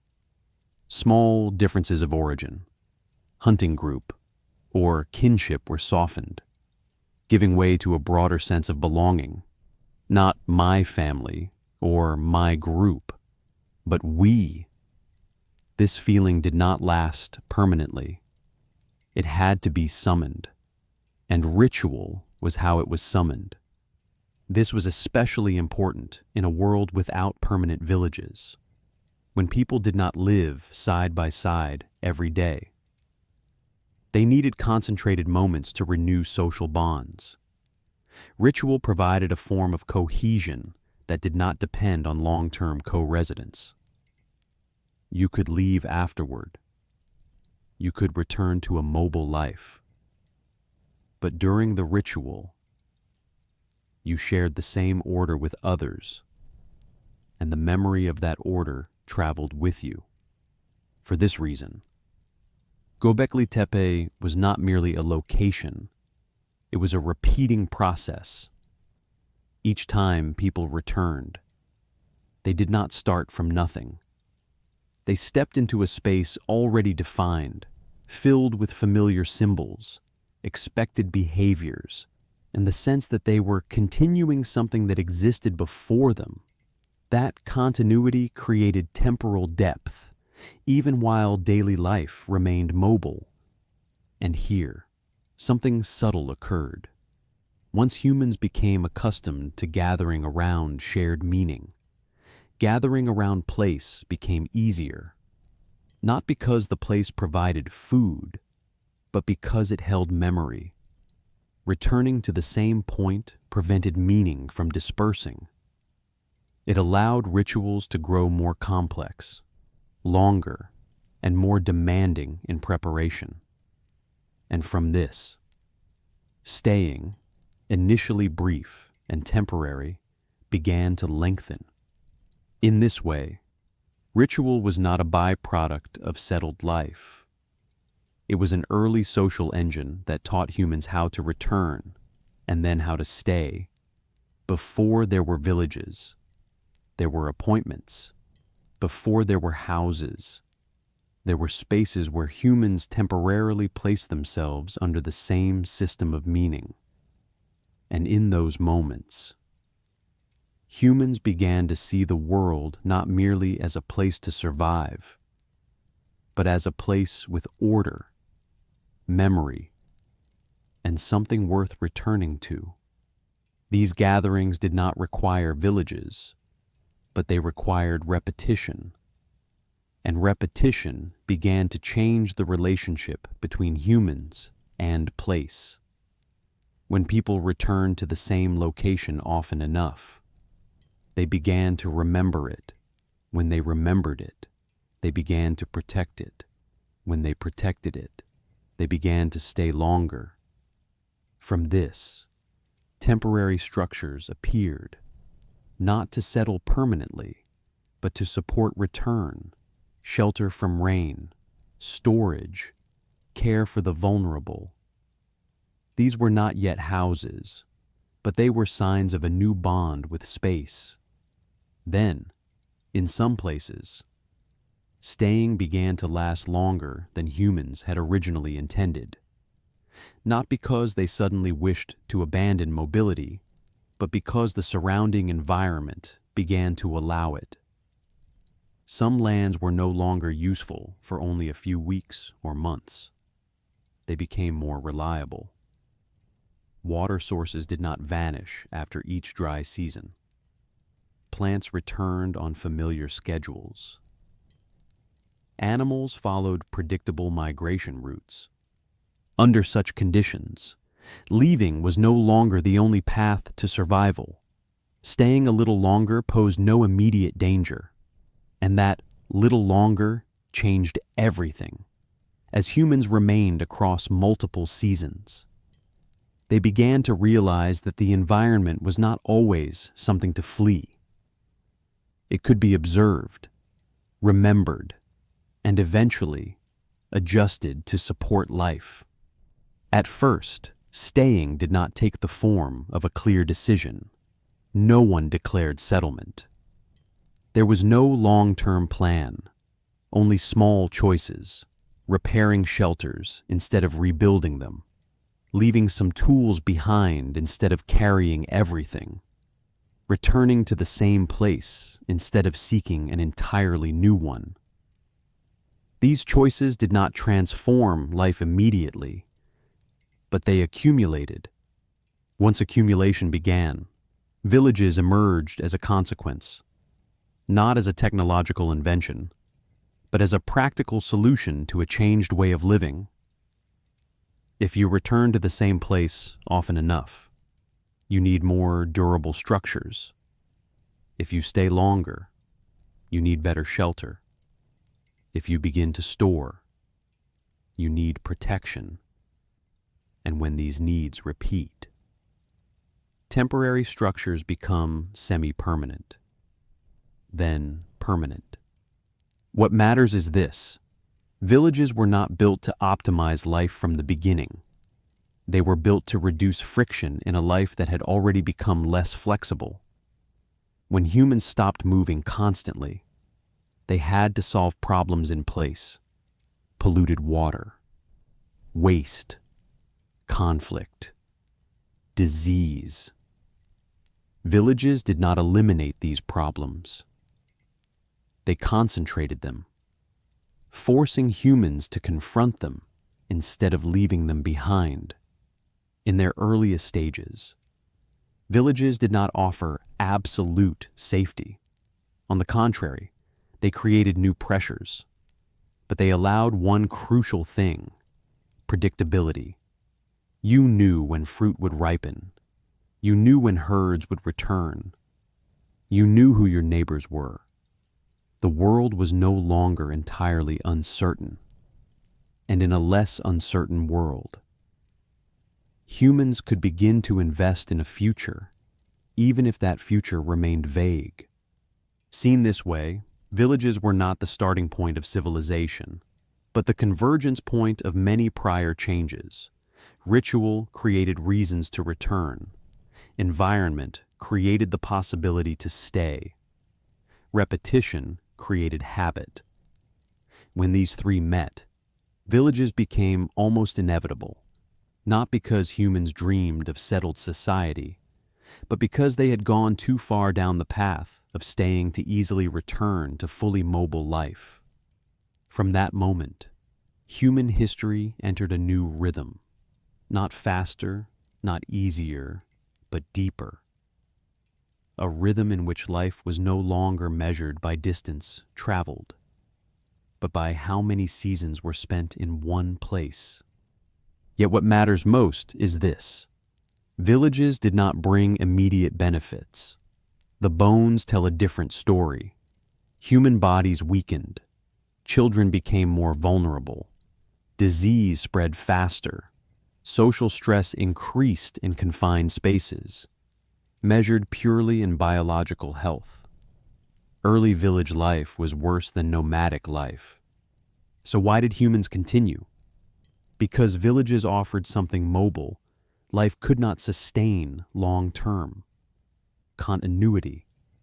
In villages, memory did not drift away, it accumulated. The dead remained within living space, beneath floors, within walls, embedded in habit. Each generation did not begin from zero. They began from what already existed, both good and bad. This created a depth of time that mobile life rarely achieved. Jericho shows the moment when humans first bound physical space to social commitment. The wall was not only to block wind or water. It was a declaration: we will stay.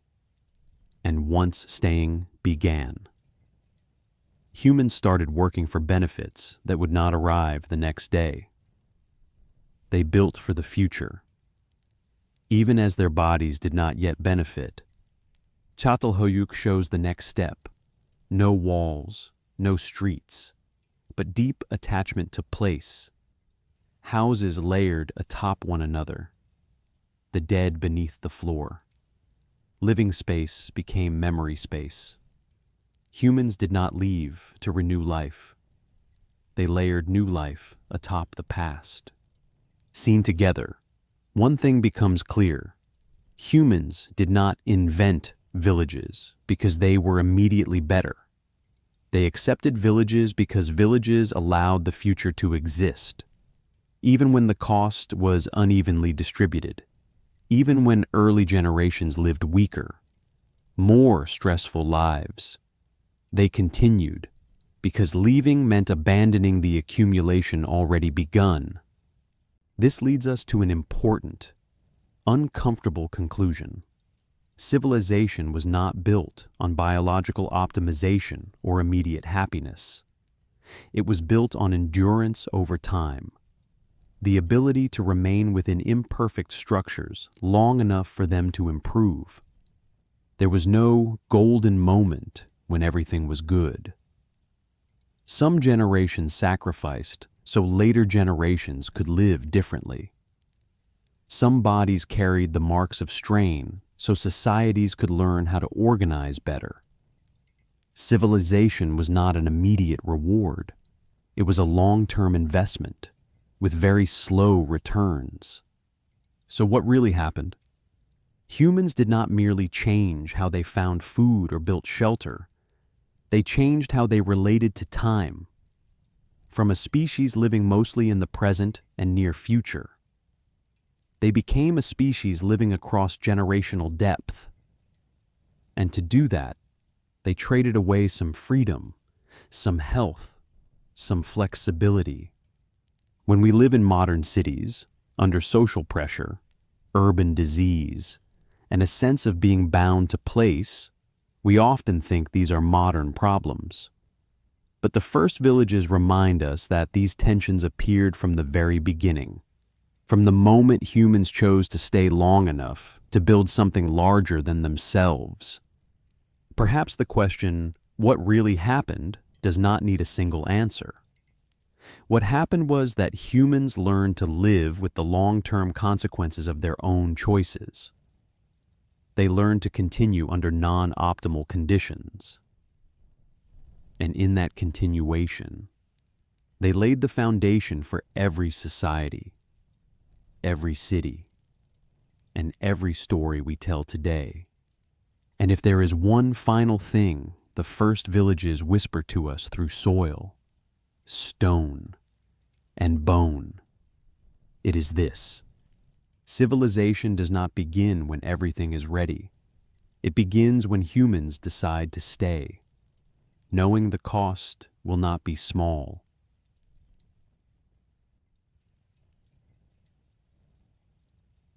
And as this story comes to a close, perhaps what lingers is not a definitive answer, but a pause that allows us to realize that human history did not begin with grand, triumphant moments, but with very slow choices.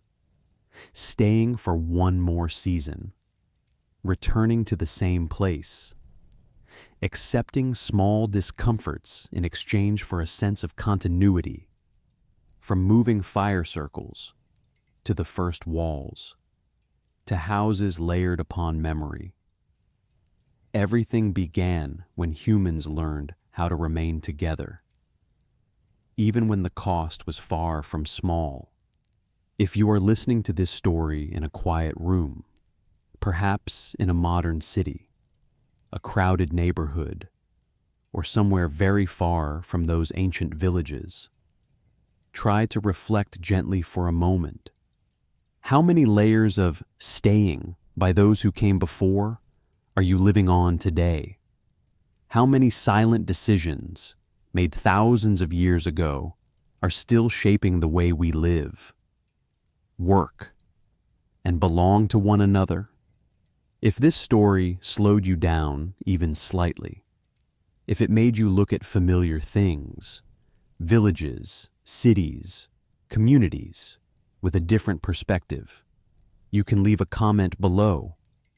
Tell me, where are you listening from? What time is it for you right now? And which part of this story stayed with you the longest? If you'd like to continue these slow journeys through history, mythology, and the deeply human moments that shaped our world, don't forget to like and subscribe. Every follow helps give these quiet stories one more reason to be told. And now, if you're listening to rest, allow this story to settle. Take a slow, deep breath. And remember, long before cities, empires, or written history ever existed, there were ordinary people who chose to stay. And from that choice, everything began.